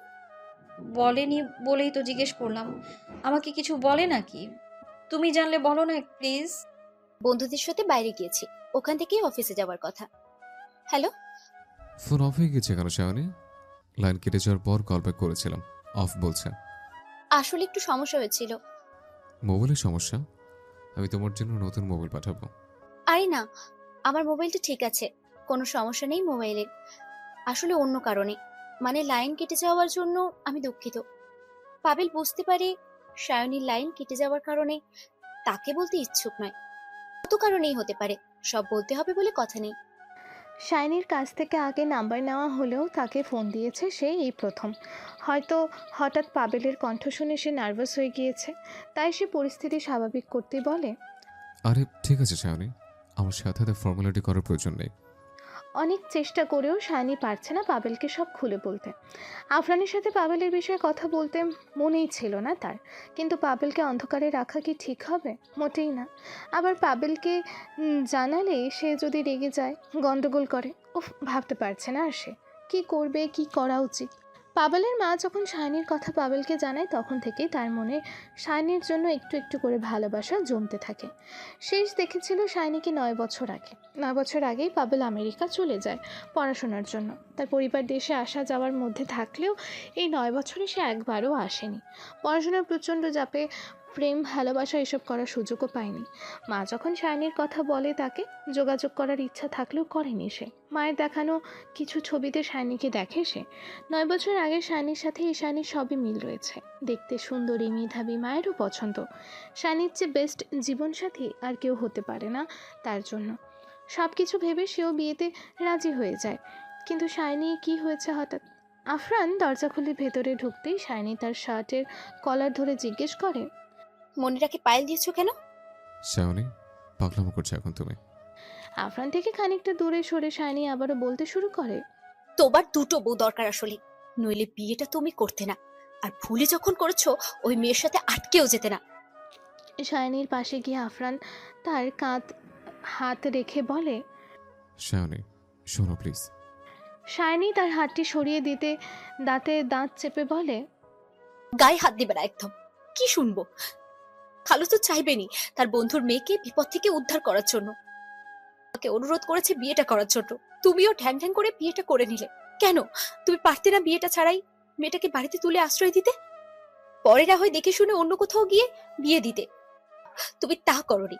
আসলে তুমি ওকে দেখে লোভ সামলাতে পারোনি। দিকে আমাকে রেখেছো, অন্যদিকে মনিরাকেও। মেয়েদের প্রতি এত লোভ তোমার? তুমি একটা চরিত্রহীন পুরুষ। এই কথাটি শুনে আফরান নিজের রাগ সংযত করতে না পেরে শায়নির গালে কষে একটা চড় দেয়। আফরানের এমন কাণ্ডে শায়নি বোকার মতো আগের জায়গাতে স্থির হয়ে দাঁড়িয়ে থাকে। শায়নিকে শান্ত অবস্থায় দেখে আফরান তাকে শক্ত করে জড়িয়ে ধরে বলে, আমি কেন বিয়েটা করেছি আমি জানি না, কিন্তু বিশ্বাস করো, মনিরাকে নিয়ে আমার মাথায় যে ফালতু চিন্তা আসেনি। আমাকে ডিভোর্স দিয়ে দিব খুব তাড়াতাড়ি। আর পায়েল জোড়া ওর মায়ের মুখ বন্ধের জন্য দিয়েছে, তাও আমার ভুল হয়েছে। সায়নী কথা বলার শক্তি হারিয়ে ফেলেছে। চোখে আস্তে আস্তে অন্ধকার অন্ধকার দেখছে সে। আফরানের শরীরের সাথে তার শরীর একেবারেই লেপ্টে গেছে। কি ব্যাপার শাওনি, কথা বলছো না কেন? এই শাওনি। কোনো সাড়া না পেয়ে নিজের বুক থেকে সায়নীকে সরাতে গিয়ে আফরান বুঝতে পারে সায়নী বেহুশ হয়ে গিয়েছে। এমন অবস্থায় তার কী করা উচিত বুঝতে না পেরে জোরে চিৎকার দিয়ে ওঠে আফরান। তার চিৎকারে বাসার সবাই সায়নীর রুমে এসে দেখে সায়নীর মাথার কোলের ওপর নিয়ে মাটিতে বসে আফরান কেঁদে চলেছে। আস্তে আস্তে চোখ খুলে সায়নী দেখতে পায় সে বিছানায় শুয়ে আছে। চারিপাশে বাড়ির সকলে রয়েছে। মনিরা তার বাসায় রয়েছে বসে। সায়নী চোখ খুলে দেখে মনিরা খুশিতে বলে ওঠে, আপু চোখ খুলেছে। আফরান ডাক্তার আনার জন্য বের হচ্ছিল সায়নীর জ্ঞান ফিরছে না বলে। মনিরার কথায় সে পেছনে ফিরে সায়নীকে দেখতে পায়। সায়নীর চোখ খোলা দেখে তার শরীরে প্রাণ ফিরে পায়। আফজল খান সকলের উদ্দেশ্যে বলেন, শাহানুকে এখন আরাম করতে দেওয়া উচিত আমাদের। তার কথায় একে একে সবাই বের হতে গেলেও মুনিরা আর আফরান দাঁড়িয়ে থাকে। এদিকে আফরানের মন ছটফট করতে থাকে সায়নীর জন্য। এটা কি করলো সে? সায়নীর গায়ে হাত তুলেছে সে। এই অপরাধের জন্য সায়নী যদি তাকে ছেড়ে চলে যায়, তার ভুলের পরিমাণ কি দিন দিন বেড়ে চলেছে? আচ্ছা, সায়নীর জায়গায় হলে সে নিজেই কি করতো? হয়তো মুনিরা নামক মেয়েটাকে মেরেই ফেলতো। আপু কিভাবে বেহুশ হলো? মুনিরার হঠাৎ প্রশ্নে আফরান চমকে যায়। আমতা আমতা করে বলে, আমি ঠিক জানি না। কিন্তু আপনি তো ওখানেই ছিলেন, মানে আপনার চিৎকার শুনেই আমরা সবাই আপুর রুমে যাই। আমি ওর সাথে কথা বলছিলাম, কথার মাঝে হঠাৎ করেই ও জ্ঞান হারিয়ে ফেলে। ওর এই অবস্থা দেখে ভয় পেয়ে গিয়েছিলাম। ও, আপুকে ইদানিং অসুস্থ মনে হয়, একটা ডক্টর দেখানো উচিত। ঠিক আছে, আমি কথা বলবো ওর সাথে এই বিষয়ে। শুয়ে পড়ে মুনিরা, কিন্তু মাথায় তার একটা কথাই ঘুরপাক খাচ্ছে। শানির জ্ঞান হারানোর কারণ কি? সকাল 11টা। শানি ঘুম ভাঙে হাসির মায়ের ডাকে। খালা, কতবার বলেছি তোমায় আপাটাপা ডাকবা না আমায়। সায়নী ডিকো। দুপুর 12টা। শাইনির ফুপুরা তাদের বাসায় উপস্থিত হয়। তাদের সাথে পাবেল আসেনি। তার এক বন্ধুর শরীর খারাপ হওয়ার কারণে তাকে বন্ধুর কাছে যেতে হয়। বাসার সকলে একসাথে বসে গল্প করছে, কিন্তু আফরান অফিসে। এক পর্যায়ে শাইনির খালা বলেন, আজকে শাড়ির রান্না খেতে এসেছি আমরা, সে কবে খেয়েছি। এখন নিশ্চয়ই রান্নারও বেশি ভালো হয়। শাইনিকে চুপ থাকতে দেখে আফজল খান বলেন, আসলে ওর একটু শরীর খারাপ, তাই দুপুরের রান্নাটা ও করতে পারেনি। তবে রাতেরটা নিশ্চয়ই করবে। পাবেল কাল রাতের কথা তার মায়ের মাথায় ঠিকই রয়েছে, তাই তিনি সবার উদ্দেশ্যে বলেন, পাবেল চায় আগে কিছুদিন সায়নীর সাথে মিশতে, আর কিছুদিন পরেই না হয় বিয়ের কথা আগাই আমরা। কি বলেন আফজাল ভাই? আপনারা যা ভালো বুঝেন। সায়নী কৃতজ্ঞতার দৃষ্টিতে ফুপুর দিকে তাকিয়ে বলে ওঠে, এই যে এত বেশি রান্না করতে হবে না, আবার শরীর খারাপ করবে, যে কোনো একটা আইটেম পাবেলের জন্য করলে হবে। জি। রাত 8টা। এত লোকের মাঝে মুনিরার মনে পড়তে থাকে আফরানকে। কেন তার আফরানের প্রতি এত ভালো লাগা কাজ করে, যার জন্য এত মানুষের ভিড়েও সে আফরানের কথা মনে করে চলেছে। কলিং বেলের শব্দ হয়। মুনিরা ভাবে আফরান এসেছে। সবাই ব্যস্ত থাকার কারণে সে তাড়াহুড়ো করে দরজার দিকে এগিয়ে গিয়ে দরজাটা খুলে দেয়, কিন্তু দরজার ওপারে আফরান নয়, দাঁড়িয়ে রয়েছে পাবেল। পাবেলের পাশে গিয়ে সায়নী বসতেই আফরানের চোখ দুটো লাল হয়ে যায়। আপনি এত দেরি করে এলেন? আসলে আমার একটা বন্ধু অসুস্থ হয়ে পড়ে যায় জন্য। ভালোই হলো তখন আসেনি। আসলে আমি তখনও রান্না করিনি, এখন রান্না করব আপনার জন্য। কি খাবেন বলুন? তোমার যা খুশি রাধো। তাহলে আপনারা গল্প করুন, আমি আসি। এইসব ভেবে ভেবে আফরানের বুকের ভেতর উথাল পাথাল করছে।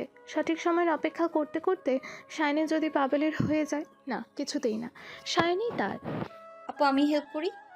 আসলে আমার হবু বরের জন্য নিজে কিছু করতে চেয়েছি। কেন, সাহায্য লাগবে না আমার? কিন্তু তোমার শরীরটা তো দুর্বল। কিছু হবে না, এত ভেবো না। তুমি বরং অন্য কিছু করো। ইলিশ মাছটা আমাকে একাকেই রান্না করতে দাও। আজ শায়নিকে অনেকটা হাসি খুশি দেখে মুনিরারও বেশ ভালো লাগছে। তাকে দেখে মনেই হচ্ছে না যে সে অসুস্থ ছিল। রাতের খাবার খেয়ে সকলে বসে গল্প করছে। পাবেলের বাবারা চলে যেতেই চাইলেও আফজাল খান যেতে দেয়নি, আর পাবেল যায়নি শায়নির কথা রাখতে। শাইনি, তুই এত ভালো রান্না কি করে করিস বল তো? ফুপুর কথায় মিষ্টি একটা হাসি দিয়ে শায়নি বলে, ভালো লেগেছে তোমার? শুধু ভালো না, অনেক বেশি। বিয়ের পরে তোকে কোনো কাজ করতে হবে না, শুধু রান্নাটাই করবি। রান্না কিন্তু আর কাউকে করতে আমি দিব না। তুই কি বলিস পাবেল? আমি আর কি বলবো? কেন, তোর ভালো লাগেনি রান্না? শায়নির দিকে তাকিয়ে মুচকি হেসে সে বলে, লেগেছে? রাত বাড়ার সাথে সাথে বড়রা যে যার রুমে চলে যায়। আফরান খেয়াল করে শায়নিকে দুর্বল লাগছে আবারও। শাওনি, না, আমার ওনার সাথে গল্প করতে ভালোই লাগছে। তুমি আর মনিরা যাও ঘুমাতে, আমরা গল্প করি। আফরান কিছু বলার আগেই পাবেল বলে ওঠে, শরীর খারাপ মানে? সায়নী, তুমি অসুস্থ? না তো, আসলে কাল তো একটু খারাপ লেগেছে। তার মানে অসুস্থ? প্লিজ তুমি আর রাত জেগো না। কোনো কিন্তু নয়, চলো আমি তোমার রুমে দিয়ে আসি। আফরানের এমনিতেই শায়নির পাশে পাবেলকে সহ্য হচ্ছে না, তার উপর বেডরুমে নিয়ে যাওয়ার কথা শুনে মাথাটা খারাপ হয়ে যায়। তবু রাং সংযত করে পাবেলের দিকে তাকিয়ে আফরান বলে ওঠে, মানে আমি ওয়াশরুমে যাব। এমনিতেও তো আমি ওকে দিয়ে আসি। তোমরা থাকো, এইসবের গল্প করব। ঠিক আছে। শায়নিকে নিয়ে আফরান চলে যায় শায়নির রুমে। ভেতরে ঢুকে দরজাটা হালকা ঠেলে শায়নিকে নিজের সর্বশক্তি দিয়ে জড়িয়ে ধরে সে। উফ, ছাড়ো আফরান, ঠিক আছে। লজ্জা করে না তোমার? আমার বউকে আমি জড়িয়ে ধরেছি, কেন লজ্জা লাগবে শুনি? কালকের থাপ্পড়টা ভোলোনি? তাই আমাকে শাস্তি দেওয়ার জন্য বাবুলের সাথে নাটক করছো? কিন্তু লাভ হয়নি, জেলাস হইনি আমি। দেখেছি আমি কি দেখেছ? তোমার লাল লাল চোখ। আফরানের কাছ থেকে নিজেকে ছাড়িয়ে শায়নি বলে, পাভেলকে সব জানাবো? তোমার ইচ্ছা। ঠিক আছে, মনিরার বাবারা চলে গেলেই কিন্তু খালুকে সব বলবা। হুম, বলবো। তুমি চাইলে আমি এখনো বলতে পারি। আগেও বলেছে, তোমাকে যখন বলতে বলো মনিরার কথা, বাবাকে বলতে পারবো আমি। তবুও তুমি রাগ দেখাচ্ছ আমার সাথে। কি করব, ঠিক রাখতে পারি না নিজেকে। আর একটু ধৈর্য ধরো, সব ঠিক হয়ে যাবে। ঠিক আছে, যাও এখন। যাচ্ছে। আগে বলো, কাল কোন গালে যেন মেরেছে? সেটা কি ভুলবো? ডান গালে। এত আদর মনে থাকে না, এই একটা। আচ্ছা, তুমি আমাকে মারো আজ, মেরের প্রতিশোধ নাও। হয়েছে ঢং অনেক, যাও তো, কেউ দেখে ফেলবে। আচমকা শায়নির ডান গালে চুমু খেয়ে আফরান দৌড়ে তার রুম থেকে বের হয়ে যায়। আফরানের এমন কাণ্ডে সব রাগ চলে যায় শায়নির। কি বলেন, আজ সায়নের জন্মদিন? জি আজ জন্মদিন। ইস, আর একটু আগে বললেই তো ঠিক রাত 12টা উইশ করতে পারতাম। আফরান ফিরে এসে দেখে পাবেল আর মুনিরা এখনো বসে গল্প করছে। তা দেখে সে বুঝতে বুঝতে বলে, কি নিয়ে কথা হচ্ছে পাবেল? আজ নাকি সায়নের জন্মদিন। পাবেলের মুখে শায়নির জন্মদিনের কথাটা শুনেই আফরানের মেজাজ খারাপ হওয়ার অবস্থা। কোনো মতে মাথা ঠান্ডা রেখে জিজ্ঞেস করে, তোমাকে কে বলেছে শাওনি? আরে না, মনিরা। মুনিরার দিকে তাকিয়ে আফরান প্রশ্ন করে, তুমি কিভাবে জানো? বাবা সায়নী আপুর জন্য উপহার তৈরি করে রেখেছিলেন। সেই সময় বাবার রুমে গিয়েছিলাম আমি, তার কাছ থেকেই শুনেছি। তাই ভাবলাম আপুর হবু বরকেই বলি। উনি যেহেতু আছেন এখানে, আপুকে কোনো সারপ্রাইজ দিতে পারবেন। আপু তো সারপ্রাইজ অনেক পছন্দ করে শুনেছি। আপুর সাথে সাথে ছিল বলে এতক্ষণ বলতে পারিনি আমি। আরে সমস্যা নেই, আজ থেকে শুরু, পুরো দিন পড়ে আছে। এই আফরান ভাই আইডিয়া দাও না, কি করা যায়। আর তুমি তো ওকে আগে থেকেই চেনো, ওর কি পছন্দ তাও জানবে নিশ্চয়ই। শায়নির জন্য আগে থেকেই সারপ্রাইজ প্ল্যান করে রেখেছিল আফরান, কিন্তু মুনিরা আর পাবেলের জন্য সে একা তাকে সারপ্রাইজ দিতে পারবে না ভেবেই মনটা খারাপ হয়ে যায় তার। হতাশ হয়ে তার আইডিয়ার কথা পাবেলদের বলতে থাকে। সকাল 7টা, অ্যালার্ম বাজছে, কিন্তু শায়নির যতদূর মনে আছে মোবাইলে অ্যালার্ম দিয়ে ঘুমোয়নি সে। তাহলে কোথায় পাচ্ছে? ঘুম ঘুম চোখে সে বিছানায় বসে পড়ে। চারিদিকে আলোকিত হয়ে আছে, কিন্তু বারান্দার দরজা কে খুলছে আর জানালার পর্দাটাই বা কে সরিয়েছে? বিছানা থেকে একটু দূরে টেবিলটার দিকে তাকাতেই দেখে একটি ছোট টেবিল ঘড়ি, যেটাতে অ্যালার্ম বাজছে। এই ঘড়িটা এখানে কিভাবে আসলো শায়নির মাথায় কাজ করছে না। তবে আপাতত এটা বন্ধ করাই তার কাজ।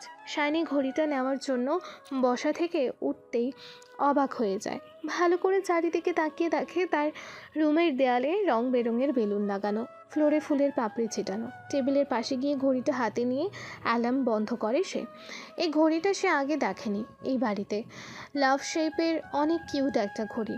টেবিলের ওপর একটা কার্ড দেখতে পায় সে। হাতে নিয়ে খুলতেই দেখে হ্যাপি বার্থডে সায়নী। আফরান ছাড়া তার জন্য এইসব কেই বা করতে পারে। তার মনে না থাকলেও আজকের দিনটা আফরান ঠিকই মনে রেখেছে ভেবে খুশিতে তার চোখ দিয়ে পানি পড়তে থাকে। সেই সময় হাত দিয়ে তার চোখ দুটো চেপে ধরে পাবেল। শানি হাতের ছোঁয়া পেয়ে কিছু না ভেবেই বলে ফেলে, তুমি আজকের দিনটা মনে রেখেছো আফরান। শানির মুখে আফরানের নাম শুনে চমকে যায় পাবেল। তার সাথে চমকে যায় দরজার পাশে আফরানের সাথে দাঁড়ানো মুনিরা। পাবেল চোখ থেকে হাত সরাতেই তার দিকে ফেরে শাইনি। পাবেলকে দেখে থমকে যায় সে। আমতা আমতা করে বলে, প্রতিবারেই আফরান ভাই আমার জন্য। আমি কিছু জানতে চাইনি সায়নী। হুম, আপনি করেছেন এসব? রুমের ভেতর ঢুকতে ঢুকতে মুনিরা বলে, হুম, পাবেল ভাইয়া করেছে তোমার জন্য। খুশি হওনি তুমি? পাবেলের দিকে তাকিয়ে শাইনি বলে, ধন্যবাদ। বিকাল 5টা। ভেতরে ঢুকেই চমকে যায় শাইনি। ড্রয়িং রুমটা সাজানো। আফরানের দিকে চোখ পড়তেই দুষ্ট একটা হাসি দিয়ে বলে, তোমার জন্য সাজানো। সবাই মিলে আজ আমরা তোমার জন্মদিন পালন করব। আফরান কেক এনে টেবিলে রাখে। শাইনি সবার সাথে কেক কাটে, কিন্তু প্রথমে কেক খাওয়াবে কাকে তা নিয়ে সবাই কৌতূহলী দৃষ্টিতে তাকিয়ে রয়েছে তার দিকে। আপু তুমি আগে আমাকেই খাওয়াবে তাই না, নাকি পাবেল ভাইয়াকে? মুনিরার কথায় দুষ্ট একটা হাসি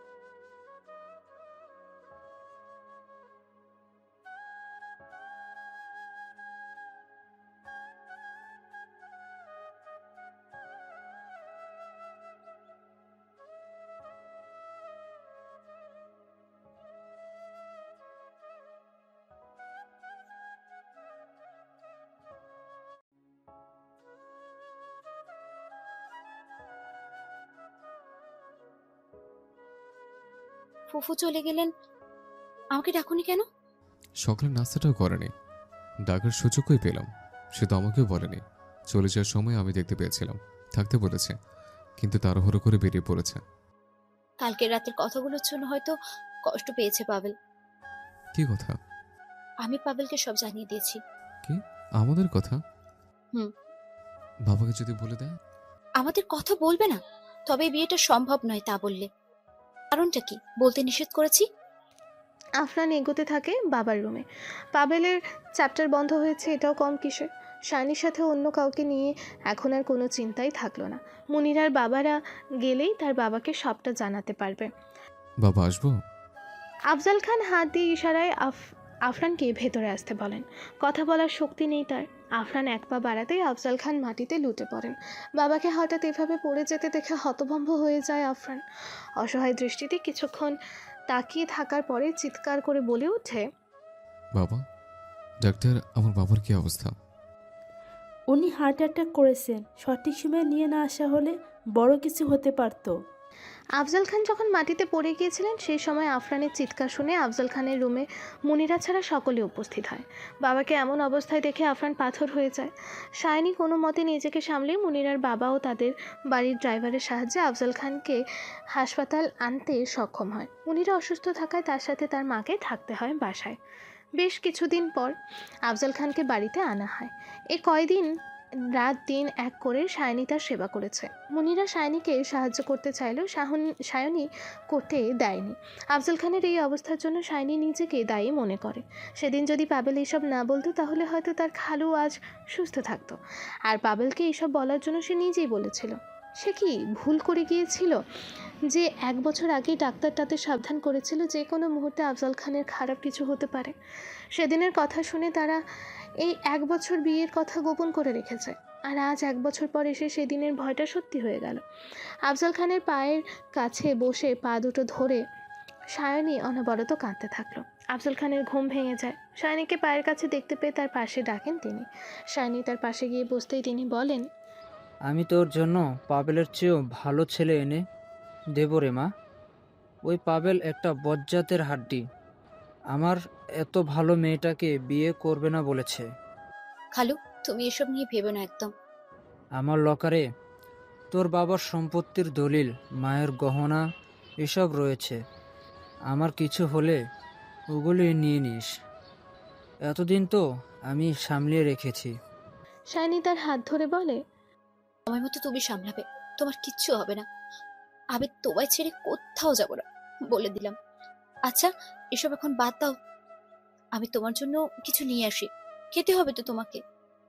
সায়নী রুম থেকে বেরোতে একটা দীর্ঘশ্বাস ফেলেন আফজল খান। তিনি কি কোনো ভুল করে ফেলেছেন? সায়নীকে নিজের কাছেই রাখতে পারতেন তিনি।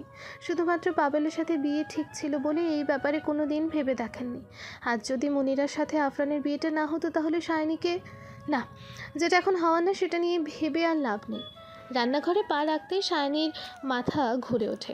মনে হচ্ছে এখনই পড়ে যাবে সে। কিন্তু খালুর জন্য কিছু একটা বানাতে হবে। খালুর দায়িত্ব যে সে নিয়েছে। ভেতরে ঢুকে চুলার পাশে যাওয়ার আগে গলগল করে বমি করে দেয় সে। রান্নাঘরে মুনিরা বসে তরকারি করছিল। সায়নীর হঠাৎ এই অবস্থা দেখে তাড়াতাড়ি করে পাশে যায় সে। সন্ধ্যা 7টা। আফরান বাসায় ফিরে এসে ফ্রেশ হয়ে বাবার রুমে যায়। দরজায় কিছুক্ষণ দাঁড়িয়ে থাকার পর ভেতরে ঢুকে বাবার পাশে বসে। ভেবেছিল তার বাবা ঘুমাচ্ছে, কিন্তু তিনি এমনিতেই চোখ বন্ধ করে রেখেছিলেন। আফরানের উপস্থিতি বুঝতে পেরে চোখ জোড়া খুলে দেখলেন তিনি। তার ছেলে অন্যদিকে তাকিয়ে চোখের পানি ফেলছে। বেঁচে আছি তো বাবা, মরে গেলে না হয় কাঁদিস। বাবার দিকে অসহায় দৃষ্টিতে তাকিয়ে বলে সে। এসব হাবিজাবি কথা তুমি একদম বলবে না, কিচ্ছু হবে না তোমার। মনে হচ্ছে মরে গেলেই ভালো হতো। সায়নীর মুখোমুখি হতে বড্ড লজ্জা করে। বাবার সাথে কথা বলা শেষে নিজের রুমে আসে আফরান। বারান্দায় দাঁড়িয়ে ভাবতে থাকে এই অবস্থায় বাবাকে কিভাবে বলবে সায়নীর কথা। এদিকে সায়নীর জন্য পাত্র দেখতে বললেন তিনি। সায়নীকে পেয়েও কি সে পাবে না? ড্রয়িং রুমে যেতেই সায়নীকে সোফায় বসে মোবাইলে ফোন কথা বলতে দেখে আফরান তার পাশে গিয়ে বসে। কয়েক পা বাড়াতেই সায়নী ফ্লোরে পড়ে যায় অজ্ঞান হয়ে। সায়নীকে পড়ে যেতে দেখে আফরান আর মনিরা দৌড়ে এগিয়ে যায় তার দিকে। সায়নীকে কয়েকবার ডাকার পর সাড়া না পেয়ে আফরান তাকে কোলে নিয়ে সায়নীর রুমের দিকে এগোতে থাকে। মনিরাও তার পিছে পিছে যেতে থাকলো। কয়েক মিনিট পর শানি জ্ঞান ফিরে দেখতে পায় আফরান তার ঠিক পাশে বসে আছে। চোখ দুটো ছলছল করছে তার। তাকে দেখে শায়নি বলে ওঠে। ভয় পেয়েছো? মুচকি হেসে আফরান বলে, না, বাইরে। সে তো দেখতেই পাচ্ছি। তুমি শরীরের একদম যত্ন নাও না। এর আগে বেহুশ হয়ে গিয়েছিলে। কাল তোমাকে ডাক্তারের কাছে নিয়ে যাব। অফিসে যাব না। অফিস থেকে এসে নিও, বাসায় ভালো লাগছে না। রাতে রিক্সা চড়বো তোমার সাথে। শাইনি এতক্ষণ খেয়াল করেনি রুমে মুনিরাও আছে। একটু দূরে দাঁড়িয়ে আছে সে। তাকে দেখে শাইনি আবারও বলে, খালুর শরীরটা খারাপ না হলে মনিরাকেই নিয়ে যেতে বলতাম। এখন বাসায় তো কারোর থাকতে হবে ওনার দেখাশোনার জন্য। সকাল 7টা। ঘুম থেকে উঠে শাইনি আজ আবারও ড্রয়ারের কাছে গিয়ে ডিভোর্স পেপারটা দেখতে থাকে। এতদিন তারা মুনিরার মা বাবা চলে যাওয়ার অপেক্ষা করছিল। এখন চলে গিয়েও খালুকে বলতে পারছে না তাদের সম্পর্কের কথা। আজ যদি খালুর শরীরটা ভালো থাকতো। ড্রয়ারের ভেতর থেকে শাইনি একটি লকেট বের করে, যে লকেটটি তাকে আফরান উপহার দিয়েছিল। হাতের মাঝে লকেটটি নিয়ে চুমু খায় সে। টেবিলের ওপর রাখা ডিভোর্স পেপার আর লকেটটা মনিরার হাতে দেখে সে। শাইনিকে দেখে ট্যাপ ট্যাপ করে কিছুক্ষণ তাকিয়ে থাকে মনিরা। টেবিলের ওপর থেকে পেপার আর লকেট রেখে শাইনির পাশে গিয়ে বলে, তুমি আমার ভালো আপু। তুমি? মনিরা তুমি যা দেখছো। শেষ করতে পারছি না আমি। আমার আর ওনার ডিভোর্স পেপার, ওনার আর তোমার ছবি দিয়ে লকেট তোমার কাছে। বাহ! আমাকে আম্মা অনেক আগে থেকেই তোমায় নিয়ে বলেছিল যে তোমাকে তার সুবিধার লাগে না। আমি শুনিনি তার কথা, আজ দেখছি সত্যি। মনিরা তোমাদের মাঝে কিছু থেকে থাকলে আমাকে কেন ঠকালে বলো? কেন এতদিন বলনি? তাহলে আমি ওনাকে নিয়ে স্বপ্ন দেখতাম না আর। বলতে চাইছিলাম তোমাকে। কি চেয়েছো? এই মেয়েটা তোমাকে কতটা আপন ভেবেছে তুমি জানো? আর তুমি ওর ঘর ভাঙতে বসে আছো। আমাদের আগে থেকেই। কি আগে থেকে? সম্পর্ক ছিল, মানলাম ছিল, কিন্তু বিয়ের পর, ওনার বিয়ের পর কি তোমার সরে যাওয়া উচিত ছিল না? আরে আমার বিশ্বাসের মান রাখার জন্য হলেও তুমি দূরে থাকতে ওনার থেকে। শোনো, এক প্রকার চেঁচিয়ে মনিরা বলে ওঠে, কি শুনবো আমি? হ্যাঁ, এখন তো তুমি ওনার বাচ্চার মাও হতে যাচ্ছ। বাচ্চা? বাচ্চা। লজ্জা করে না তোমার এভাবে ওনার সাথে অবৈধ সম্পর্ক করতে? কথাটি শুনে শাইনি নিজেকে ঠিক রাখতে না পেরে নিজের সর্বশক্তি দিয়ে কষে একটা চর বসিয়ে দেয় মনিরার গালে। শাইনির এমন কাণ্ডে মনিরা স্তব্ধ হয়ে যায়। মনিরাকে শান্ত অবস্থায় দেখে ছোট একটা নিঃশ্বাস নিয়ে শাইনি বলে, আমি কোনো অবৈধ সম্পর্কে জড়াইনি। 1 বছর আগে আমার আর আফরানের বিয়ে হয়। শাইনি কথা শুনে হতভম্ব হয়ে যায় মনিরা। প্রশ্নসূচক দৃষ্টিতে শাইনির দিকে তাকাতেই শাইনি বলে, এটাই সত্যি। তুমি নিজের গুলোই বলে যাচ্ছ শুধু। অথচ তুমি জানো না কোন পরিস্থিতিতে আফরান তোমাকে বিয়ে করতে বাধ্য হয়েছে। আর আর কি যেন বলছিলে? আমি কেন সরিনি? আমি ওর প্রথম বউ। আমি কেন সরবো? মনিরা এখনো কিছুই বলছে না। শক্ত হয়ে দাঁড়িয়ে আছে সে। শাইনি আবারও বলতে শুরু করে, বুঝতে পারছো না এখনো? আমি তোমাকে শুরু থেকেই সবটা খুলে বলেছি। মুনিরাকে শুরু থেকে সবটা খুলে বলে শাইনি। সবটা শুনে কিছু না বলে চুপচাপ রুম থেকে বের হয়ে নিজের রুমের দিকে এগোতে থাকে মুনিরা। বিছানার ওপর বসে আছে মুনিরা। প্রাণ থেকেও যেন নেই তার। একটু আগে যা শুনেছে তা কি সত্যি? ওয়াশরুম থেকে বের হয়ে আফরান মুনিরার উদ্দেশ্যে বলে, অফিস যাবো একটু পরে। শাওনের শরীর তো খারাপ। নাস্তা আজ তুমি দাও। বিছানা ছুঁড়ে উঠে আফরানের সামনে গিয়ে মুনিরা ছলছল চোখে তাকিয়ে জিজ্ঞেস করে, সায়নী আপু আপনার প্রথম বউ? মনিরার এমন প্রশ্নে চমকে যায় আফরান। মনিরা হঠাৎ এই প্রশ্নটা করছে কেন? ও কি কিছু জেনে গিয়েছে? আফরান কিছু বলার আগে মনিরা বলে ওঠে, আমি সবটা জেনে গিয়েছি। আপনারা 1 বছর আগেই বিয়ে করেছেন। একটাই প্রশ্ন করব শুধু, আমি কি আপনার মনে আপনার জন্য আলাদা কোনো জায়গা বানাতে পারিনি? আফরানকে চুপ থাকতে দেখে মনিরা কাঁদতে কাঁদতে মেঝেতে বসে পড়ে। মনিরার এমন অবস্থা দেখে তাকে সান্ত্বনা দেওয়ার জন্য আফরান নিচু হয়ে নিজের পায়ে ভর দিয়ে হাঁটু ঘেরে তার পাশে বসে বলে, দেখো মনিরা, যা হয়েছে অন্যায় হয়েছে আমি জানি, কিন্তু আফরানকে কিছু বলার সুযোগ না দিয়ে মনিরা হঠাৎ তাকে জড়িয়ে ধরে বলতে থাকে, আমি আপনাকে ভালোবেসে ফেলেছি। আমি আপুকে হিংসা করব না, কারণ আপুকেও আমি বোনের মতো ভালোবাসি। দয়া করে আমায়ও থাকতে দিন আপনার পাশে। যেভাবে বিয়েটা হোক, আমিও আপনার বউ। আপাতত মনিরাকে শান্ত করার দরকার, পরে না হয় বোঝানো যাবে। এসব ভেবে আফরান তার মাথায় হাত বুলিয়ে বলে, ঠিক আছে, তুমি যা বলো তাই হবে। এদিকে মুনিরার কী অবস্থা তা দেখার জন্য রুমে আসে সায়নী, কিন্তু আফরান ও মুনিরা একে অপরকে জড়িয়ে ধরে আছে দেখে নিজেকে সামলাতে না পেরে চেঁচিয়ে বলে ওঠে। আফরান, সায়নীকে দেখে আফরান ও মুনিরা দুজনেই মেঝে থেকে উঠে দাঁড়ায়। সায়নীর পাশে গিয়ে মুনিরা বলে, আপু আমায় মাফ করে দাও, অনেক কিছু বলেছি আমি তোমায় না জেনেই। এখন তো জেনেছো, এখন তোমার করণীয় কি নিশ্চয়ই জানো। মুনিরা হঠাৎ করে সায়নীর পা ধরে বলতে থাকে, তোমাদের থেকে দূরে সরিয়ে দিও না আমায়। এ বাসার যে কোনো একটা কোণায় পড়ে থাকবো আমিও যে ওনাকে ভালোবেসে ফেলেছি আপু। আফরানের দিকে তাকিয়ে দেখে সায়নী আফরানের চোখ বেয়ে পানি ঝরছে। এই পানি কি মুনিরার জন্য? কিন্তু সে আফরানের ভাগ কাউকে দিতে পারে না, কিছুতেই না। মুনিরাকে উঠিয়ে সায়নী বলে, মনে হচ্ছে আমি তোমাদের মাঝে দাঁড়াল হয়ে দাঁড়িয়ে আছি এখন। আমার চোখের সামনে আরফানের জীবন, অন্য কারোর উপস্থিতি আমি মেনে নিতে পারবো না। তবে একটা কাজ করতে পারবো, নিজে অনেক দূরে চলে গিয়ে তোমাদেরকে মুক্তি দিতে পারবো। আর কোনো কথা না বলে সায়নী দৌড়ে বাসার বাইরে চলে যায়। তার পেছন ছুটে যায় আফরান আর মুনিরা।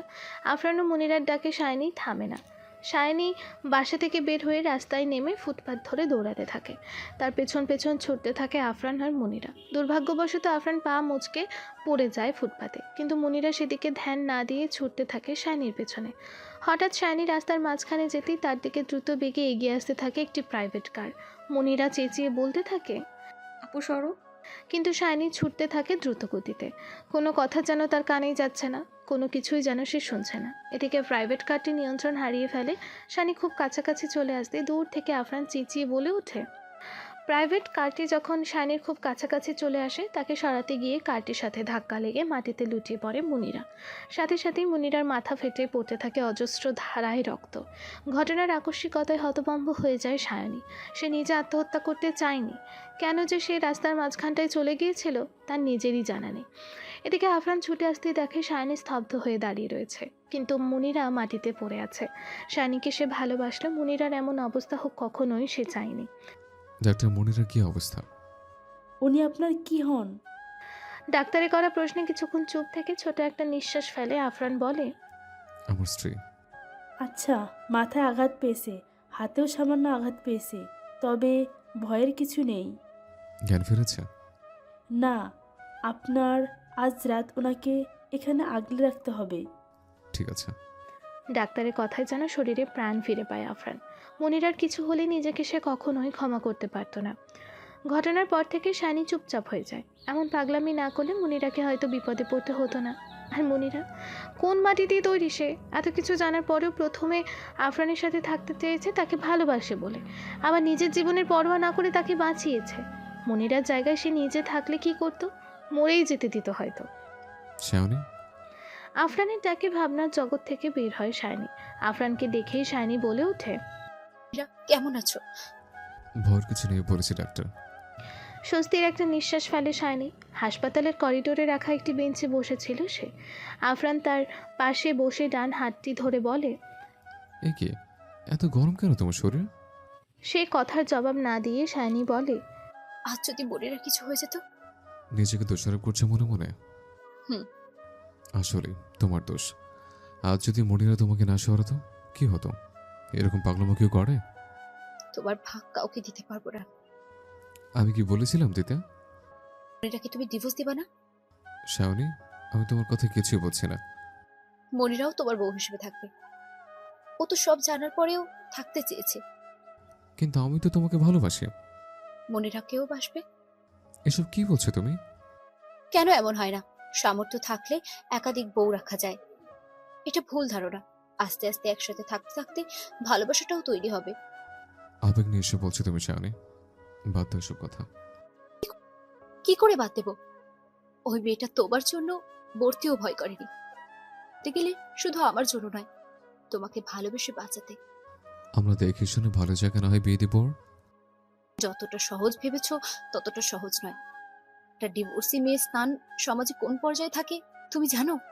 একবার বিয়ে ভেঙেছে আর এখন তুমি যদি তাকে ছেড়ে দাও, সবাই কোন চোখে দেখবে ওকে বুঝতে পারছো? ওর সাথে আমার শারীরিক কিছু হয়নি। তুমি, আমি আর ও ছাড়া কেউ জানে না। তাই বলে জোর কিছু হয়ে গেলে নিজেকে ক্ষমা করতে পারবো না আফরান। আমি এতটাও স্বার্থপর নই যে কোনোদিন ওর কথা ভাবিনি। দুঃখী মেয়েটার পরিণতি কি হবে সেটা চিন্তা করিনি, শুধু নিজের চিন্তায় মজেছিলাম। ডিভোর্সের পর তার কি হবে তাও ভাবিনি। তুমি বলো, বলো আমাদের ভুলের মাসুল ও দিচ্ছে কেন আজ? শাওনি প্লিজ শান্ত হও। আমি চাইলে ওকে শুরুতেই সবটা জানাতে পারতাম, কিন্তু বলিনি। ওর যে একটা মন থাকতে পারে সেটা ভাবিনি। আঘাত না সইতেই আরেকটা আঘাত দিতে তৈরি ছিলাম। আফরান, আমি আসলেই খারাপ। ভুল তো মানুষ করে শাওনি, তাই বলে আমার মনের সব হিংসা চলে গিয়েছে। এরা যদি পারে, আমিও কেন পারবো না? আমি না হয় তোমার গোপন বউ হয়ে থাকবো। আফরান খেয়াল করে শাইনি হাঁপিয়ে উঠেছে। কথা বলার সময় সে বড় বড় নিঃশ্বাস ফেলছে। শাইনি মাথা নিজের বুকে নিয়ে বলে, এসব দেখা যাবে, এত চিন্তা করো না। পরদিন দুপুরে মুনিরাকে নিয়ে বাসায় ফেরে শাইনি আর আফরান। মুনিরার মাথায় ব্যান্ডেজ করা হয়েছে। আফজাল খানের রুম থেকে বের হয়ে মুনিরা আফরানের পাশের রুমে গিয়ে বিছানায় শরীরটা এলিয়ে দিল। সেই সময় দরজায় এসে শাইনি বলে, আসবো মনিরা? শোয়া থেকে বিছানায় বসতে বসতে মুনিরা বলে। আপু আসো। মুনিরার পাশে বসে শাইনি বলে, তুমি শোয়া থেকে উঠতে গেলে কেন? সমস্যা নেই আপু। হুম। আমি দুঃখিত আপু। কেন? তোমাদের মাঝে আসতে চেয়েছিলাম আমি, অথচ তোমার দিকটাই ভাবিনি আমি। তুমি কি করে নিজের স্বামীকে অন্য একটা মেয়ের সাথে দেখতে এতদিন? আর আমি যখন সবটা জানলাম, বেহায়ের মতো বললাম আমাকেও রাখো তোমাদের সাথে। আমার কারণে তুমি রাগ করে বেরিয়ে পড়েছিলে, একটা বড় বিপদ হতে পারতো। তুমি হতে দাও ঋতু। যদি হতো আমি নিজেকে ক্ষমা করতে পারতাম না। আমি চলে যাব আপু। ডিভোর্স পেপারটা দিও, সাইন করে দেবো আমি। তুমি চলে গেলে যে আমি নিজেকে ক্ষমা করতে পারবো না। মানে? আমি চাই না তুমি এই বাড়ি ছেড়ে যাও। সবার চোখে যেমন তুমি বউ ছিলে, তুমিই থাকবে। আমি না হয় আফরানের গোপন বউ হিসেবেই থাকবো। আপু, তুমি যদি নিজের স্বামীকে ভাগ দিতে পারো, আমি কেন নয়? মৃদু হেসে মুনিরা বলে, তা হয় না আপু। কেন হয় না? তুমি কষ্ট পাবে। বিশ্বাস করো, আমার মনে কোনো হিংসা নেই আর। শুধু তা নয়, উনি ভালোবাসেন না আমায়। কিসের জোরে থাকবো আমি, এটা বলতে পারো? বৈধ সম্পর্কের জোরে? কিছুক্ষণ চুপ থেকে মুনিরা বলে, সম্ভব না আপু। বাবাকে এবার সব জানিয়ে দাও, উনি নিশ্চয়ই মেনে নেবেন। তোমারটাও বৈধ সম্পর্ক, তুমি কেন গোপন বউ হয়ে থাকবে? কিন্তু আমাকে আর এই বিষয়ে কিছু বলো না আপু, পেপারটা দাও। আমি থাকতে চাই না এখানে, আমি চলে যেতে চাই। প্লিজ আর কিছু বলো না আমায়। শাইনি আর কথা না পারিয়ে চলে যায় মুনিরার রুম থেকে। রাত 8টা। কলিং বেলের শব্দ হতেই শাইনি এগিয়ে গিয়ে দরজা খুলে দেখতে পায় মিশিকাকে। আর মিশি, তুই এ সময় ভিতরে আয়। ভেতরে ঢোকার আগে মিশিকা জিজ্ঞেস করে, আফরান ভাইয়া কোথায়? আমাকে ফেলে আফরানকে কেন? পাবেলকে বাদ দিয়ে এখন কি তোর আফরানের প্রতি? ধ্যাত, ঢুকতে তো দিবি। আরে মজা করছিলাম, ভিতরে আয়, আমি আফরানকে ডেকে দিচ্ছি। আফরানকে নিয়ে শাইনি ড্রয়িং রুমে আসতেই মিশিকা বলে ওঠে, আজ কিন্তু আমি রাতের খাবার এখানে খাবো। মুচকি হেসে শাইনি বলে, তুই না বললেও তোকে না খেয়ে যেতে দিতাম না। তাহলে যা, এখন রান্না শুরু করে দে, তাড়াতাড়ি চলে যেতে হবে আমাকে। আজ এখান থেকে গেলেই পারিস। না রে, আরেকদিন আসবো। আচ্ছা ঠিক আছে। শাইনি রান্নাঘরের দিকে এগোতে থাকে আর আফরান সোফায় বসতে বসতে বলে, মিশিকা, আমি তোমাকে এমনিতেই ফোন দেবো ভাবছিলাম শাওনি রিপোর্টের জন্য। আমি ওইটা নিয়েই এসেছি। তাই নাকি? দাও দেখি। দেখলে সহ্য করতে পারবে তো? বুঝলাম না মিশিকা। ছলে ছলে চোখে আফরানের দিকে তাকিয়ে মিশিকা বলে, সায়নীর ব্রেন টিউমার হয়েছে। মিশিকার মুখে এমন একটা কথা শুনে হতভম্ব হয়ে যায় আফরান। মিশিকা ব্যাগ থেকে রিপোর্টটা বের করে আফরানের দিকে এগিয়ে দিয়ে বলে, ভেঙে পড়ো না, শক্ত থাকতে হবে। তুমি ভেঙে পড়লে সায়নীর কি হবে বলো? আফরানের মুখ দিয়ে কোনো কথাই বের হচ্ছে না, শুধু চোখ দিয়ে অনবরত পানি ঝরছে। আফরানকে চুপ থাকতে দেখে মিশিকা আবারও বলে, সায়নীর দ্রুত চিকিৎসার ব্যবস্থা করো, খুব বেশি দেরি হয়নি। ঠিক হয়ে যাবে তো শাওনি? হুম। গ্যারান্টি নেই। কিছুক্ষণ চুপ থেকে মিশিকা বলে, আর দেরি করা ঠিক হবে না। তুমি আমার প্রশ্ন এড়িয়ে গেছো মিশিকা, তার মানে গ্যারান্টি নেই। আল্লাহর রহমত আর উন্নত চিকিৎসা পেলে সায়নী ঠিক হয়ে যাবে, আর ঠিক হওয়ার সম্ভাবনাই বেশি। আমি ওকে নিয়ে কোনো রিস্ক নিতে চাই না, দেশের বাইরেও চিকিৎসা করাতে চাই। কোন দেশে নিয়ে গেলে ভালো হবে? সিঙ্গাপুর নিয়ে যেতে পারো। ঠিক আছে। রাত 11টা। রাতের খাবার খেয়ে ড্রয়িং রুমে আফরানের পাশে বসে টিভি দেখছে সায়নী, কিন্তু ছলো ছলো দৃষ্টিতে তার দিকে তাকিয়ে আছে আফরান। এভাবে হা করে কি দেখছিস? তোমাকে। আমাকে হা করে দেখার কি আছে? তুমি বুঝবে না। ঠিক আছে, মিশকা কি বলেছে তোমাকে? রিপোর্ট এসেছে আমার। সায়নীর করা প্রশ্নে কিছুক্ষণ চুপ থেকে আফরান বলে, বেশি চিন্তা করেছো তুমি ইদানিং, তাই শরীর দুর্বল, আর কিছু না। হঠাৎ মনিরা এসে আফরানের উদ্দেশ্যে বলে, ডিভোর্স পেপারটা দিতে পারেন, যত তাড়াতাড়ি সম্ভব চলে যেতে চাই আমি। আফরান কিছু বলার আগেই সায়নী বলে, কোথায় যাব? সেটা আমার বিষয়। ছোট একটা নিঃশ্বাস নিয়ে সায়নী বলে, আজকে রাতটা ভেবে দেখো। এ পর্যায়ে মনিরা কড়া গলায় বলে ওঠে, আমি কারো দয়া চাই না আর। আজ এক্ষুনি ডিভোর্স চাই আমি। সায়নী কিছু বলার আগে আফরান বলে, নিজের রুমে যাও, আমি পেপার পাঠিয়ে দিচ্ছি। হনহন করে হেঁটে মনিরা নিজের রুমের দিকে এগিয়ে যায়। এদিকে আফরান সায়নীর হাত ধরে বলে, পাগলামি করে না, আমার শুধু তোমাকেই লাগবে। পেপারটা তোমার কাছে না? যাও, ওর কাছে নিয়ে যাও। সায়নী সোফা ছেড়ে উঠে এগিয়ে যায় সরাসরি মনিরার রুমের দিকে। মনিরাকে বিছানায় বসে কাঁদতে দেখে তার পাশে বসে বলে, মনের বিরুদ্ধে গিয়ে এই কাজটা করা কি খুব দরকার? মনিরা শাড়ির আঁচল দিয়ে চোখ দুটো মুছে বলে, পেপার এনেছো? এত তাড়া কিসের? আপু প্লিজ, আর কোনো কথা না বলে পেপারটা দাও আমায়। আমি থাকতে চাই না এখানে, তোমার সংসার তুমিই সামলাও। আমি না থাকলেও যে তোমাকে বড় দরকার এই সংসারে, আর কাউকে আমি ভরসা করতে পারবো না মনিরা। মানে? লম্বা একটা দম ফেলে সায়নী বলে, আমার আমার ব্রেন টিউমার হয়েছে। সায়নীর কথা যেন বিশ্বাসই হচ্ছে না মনিরার। ছলো ছলো চোখে সায়নীর দিকে তাকিয়ে বলে, কি বলছো তুমি এসব? যা বলছি সত্যি। মজা নিচ্ছ তুমি আমার সাথে, তাই না? মৃত্যুর পথযাত্রী এখন, মিথ্যে বলবো না মনিরা। আপু, আরফানকে এটাই বলতে এসেছিল মিশকা। আমাকে রান্নাঘরে পাঠিয়ে দেওয়া হলেও আড়ালে দাঁড়িয়ে সবটা শুনে নিয়েছি। মনিরাকে চুপ থাকতে দেখে সায়নী বলে, আমি খালুর সাথে অন্যায় করেছি, না জানিয়ে গোপনে বিয়ে করেছি। ফুফুর বিশ্বাস ভেঙেছি, পাবেলকে ঠকিয়েছি, ওকে কষ্ট দিয়েছি, শান্তি হয়নি।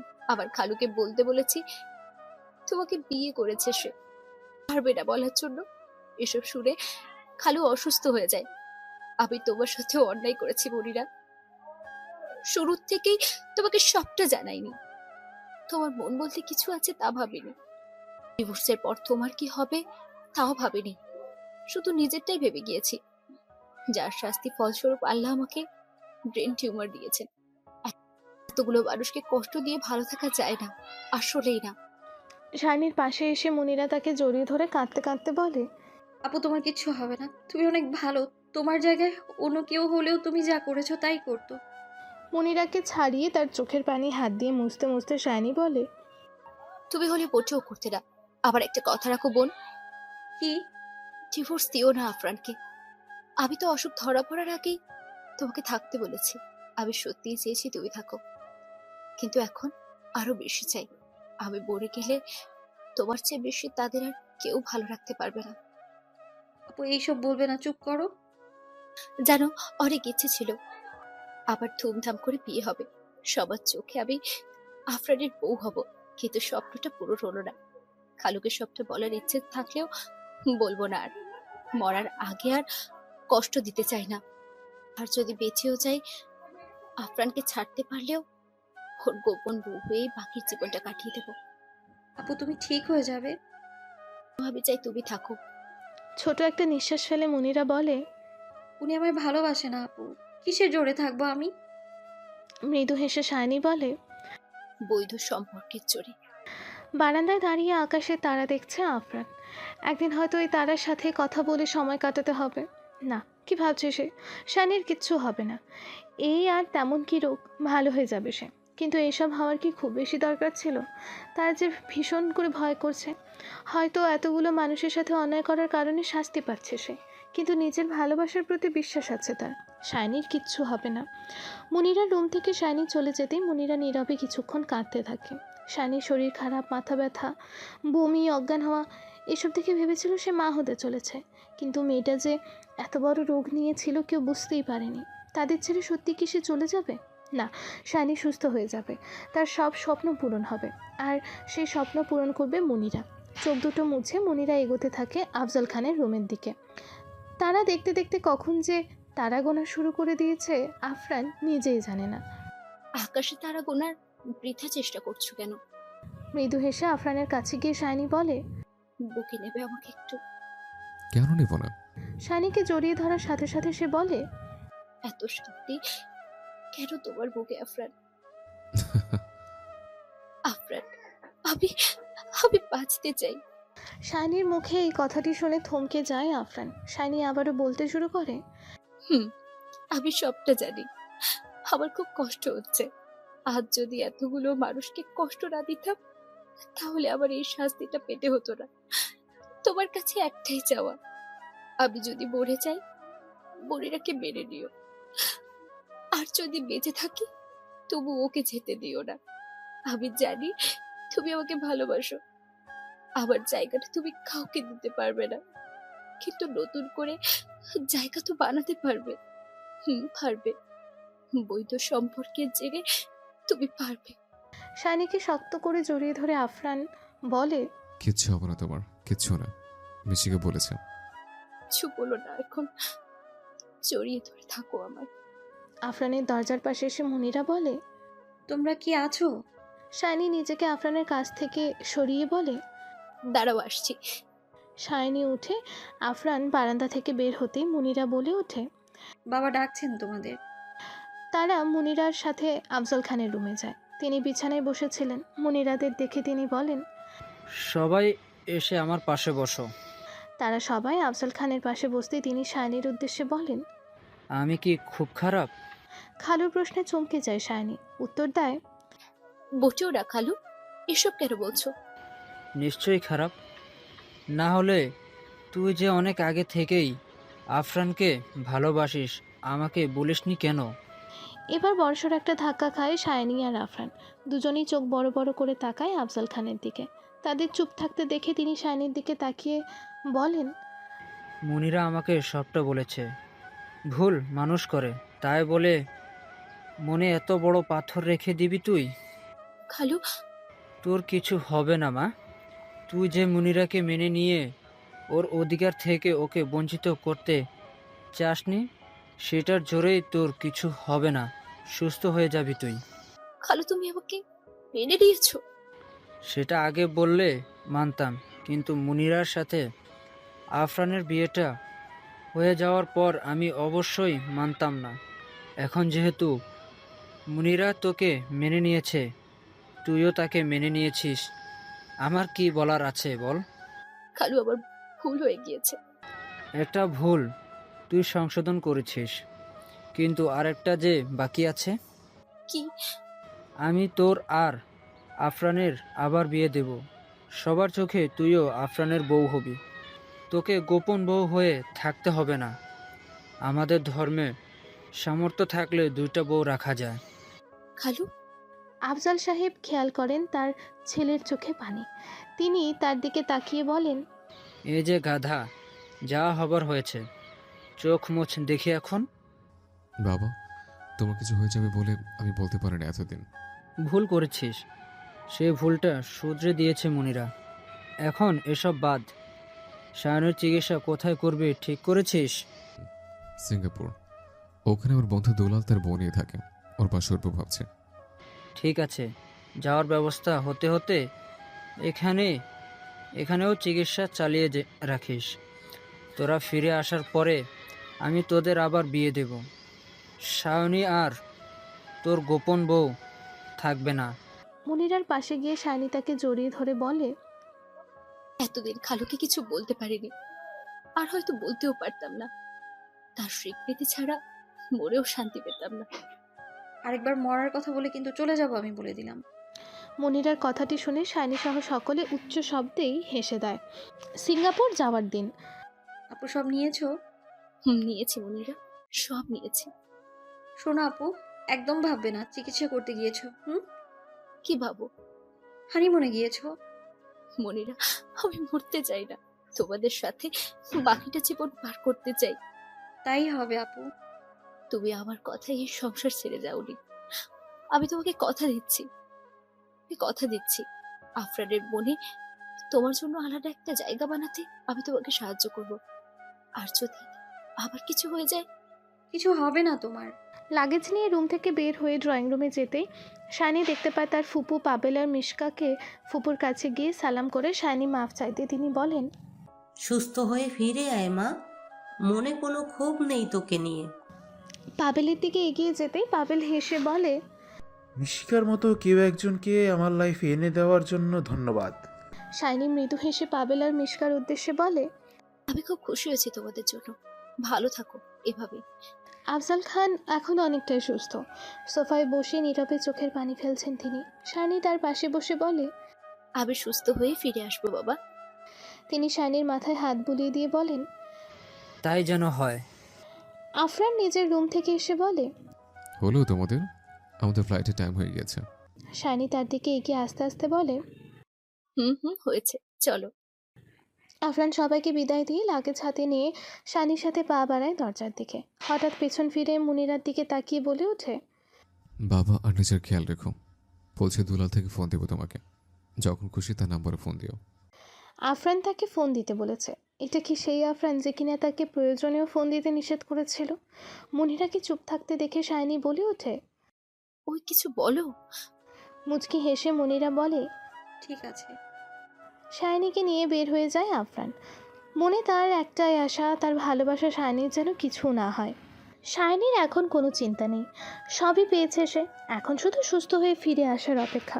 যদিও সে আফরানের ভাগ কাউকে দিবে কখনোই ভাবেনি, কিন্তু মুনিরাকে দিতে তার কোনো সমস্যা নেই। আর সে জানে আফরানও মুনিরাকে একদিন ভালোবাসতে পারবে। মুনিরার বিশ্বাস শাইনি ঠিক সুস্থ হয়ে ফিরে আসবে, কিন্তু সে জানে না সে কখনো আফরানের ভালোবাসা পাবে কিনা। তবে শাইনি বলেছে বৈধ সম্পর্কের জোরে একদিন আফরান তাকেও ভালোবাসবে, আর এই বৈধ সম্পর্কের জোরেই তারা সুখে শান্তিতে সংসার করবে।